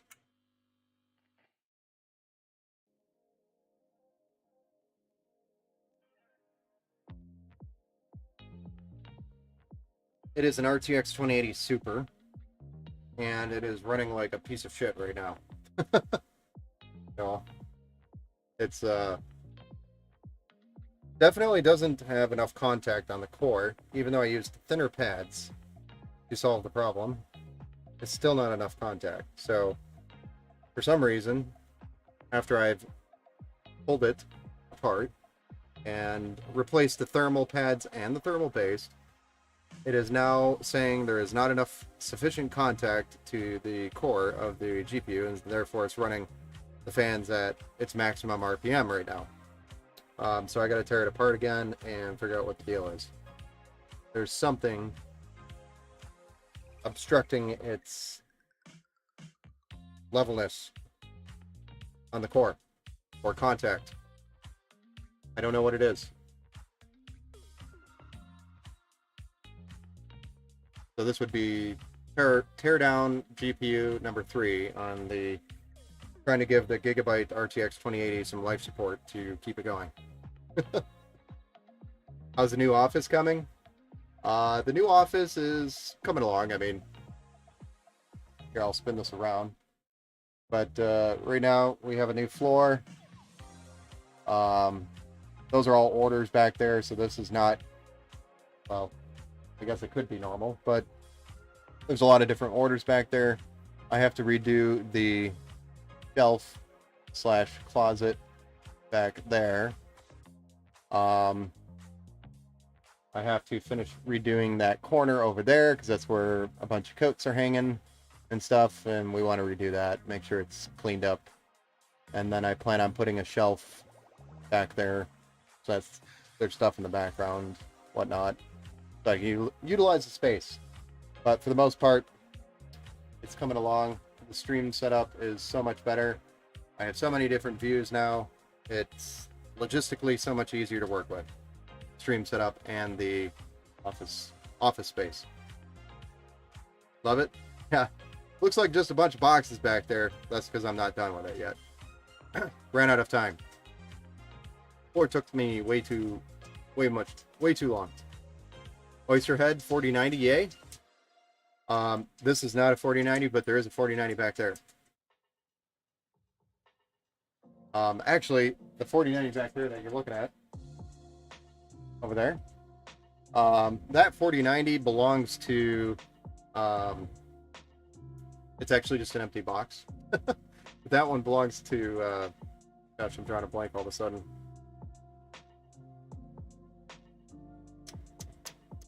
It'll come back to me. Tuna, thank you. Not sure why I drew a blank there. I'm tired. But that's Tuna's RTX 4090 box. One day I will sign it and send it to him. But it's, so far, everybody that's come here that has won something or came and picked up something that watches the stream has had an opportunity to hold the Tuna RTX 4090 box. So now it's become a thing. Now I can't throw it away. So one day I will sign it and send it to Tuna.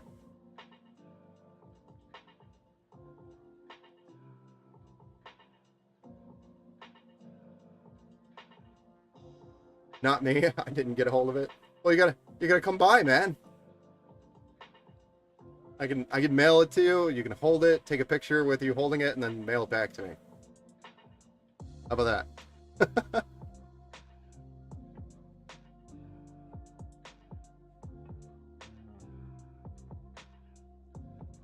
Partner stream, I'll fly out, hold it, then wait. I'd hope you do more than that because it's Tuna's card. You do some dirty things with it.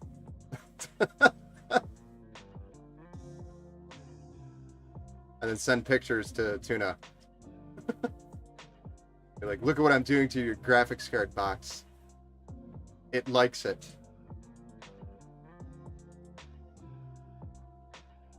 I did when I picked up my PC 2 weeks ago, yes. Alright. I'm sorry, man. You didn't hold it while you're here? I'm pretty sure you did. Most people have. I don't know why the 4090 box always comes up. But right now it's at the door. So literally you walk in and it's right there. Anybody that comes in, feel free to grab Tuna's graphics card box and touch it. Do whatever you want with it. I'll text you, going to make a snack and head to bed. Okay, man. Thanks for stopping in. I appreciate it, man. Look forward to speaking to you soon here. Anyway, yeah. So far, everything's good. Got to figure out this graphics card. This is a build that has to be ready for tomorrow. So I'm going to tear it back apart, figure out what the deal is, what's going on with contacts, and yeah, call it a night because I'm tired. No, I didn't even go, but I was kind of in a rush. Although I had a long drive to Texas. Oh yeah, I know, man. That's right. Yeah, you rushed. Yeah, you didn't even walk in. I forgot. Dude, I've talked to so many people since you were here. But I'm glad you made it down there, especially during that storm. That was a crazy storm, dude. Crazy storm. I even saw that video and I was like, holy shit, I can't believe he's still driving in that. It's, that was a crazy storm to drive through. Closest thing I drove through this year that was like that. Well, I did drive through that storm to get to Micro Center to pick up parts and then come back. But the other closest thing I drove through was a monsoon rainstorm that you couldn't see anything. You left your PC down there, so you're gonna need another one soon. Well, dude, just let me know. I'm a little backed up right now, but I can make it happen. So let me know. Oh, did you guys see the multi-view? This is the multi-view. I present to you the multi-view. The back camera right now is kind of in a weird spot right here, but and it's also looking strangely at my crotch. So let's move that away. I left my PC down there. Yeah, dude, it took us over 36 hours to get there and 24 hours to get back night. Yeah, I know. Dude, that is like 12 more hours of driving because of that storm. That's ridiculous.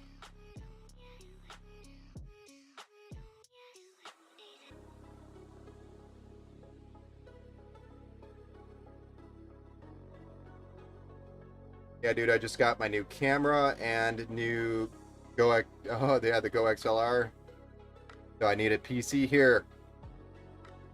I mean, let me know, man. We'll do it.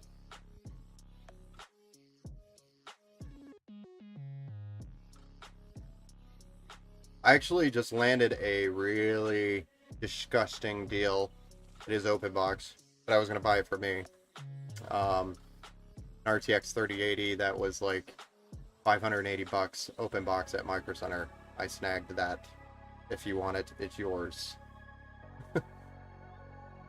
Same price as like a 6800 XT slash 3070 right now.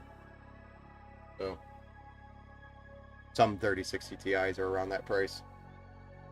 Yeah, you'll get me with soon? Okay. Yeah, just hit me up when you're ready. You know where to find me. Here, doing this.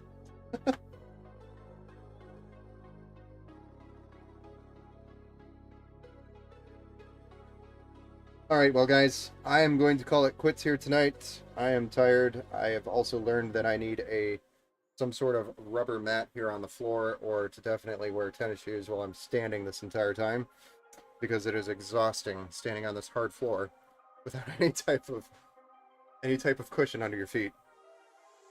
Yeah, man. Yeah, man. Have a good night, man. But thanks, guys. I appreciate everybody that followed and watched the stream today. Definitely gained a few followers, so it's awesome. A whole bunch of activity, and appreciate all the questions and comments and the feedback on the stream. It's great. So I really appreciate everybody joining and following and doing all that. Much appreciated. And I hope you enjoy the content. I am planning to continue rolling out more tech videos to YouTube. As I get more settled in here with the studio, I'll get into a better rhythm with the streams and a better rhythm with pushing out some more of those videos. But for the most part, I am done for the night. I appreciate everybody. Have a good night and Happy New Year.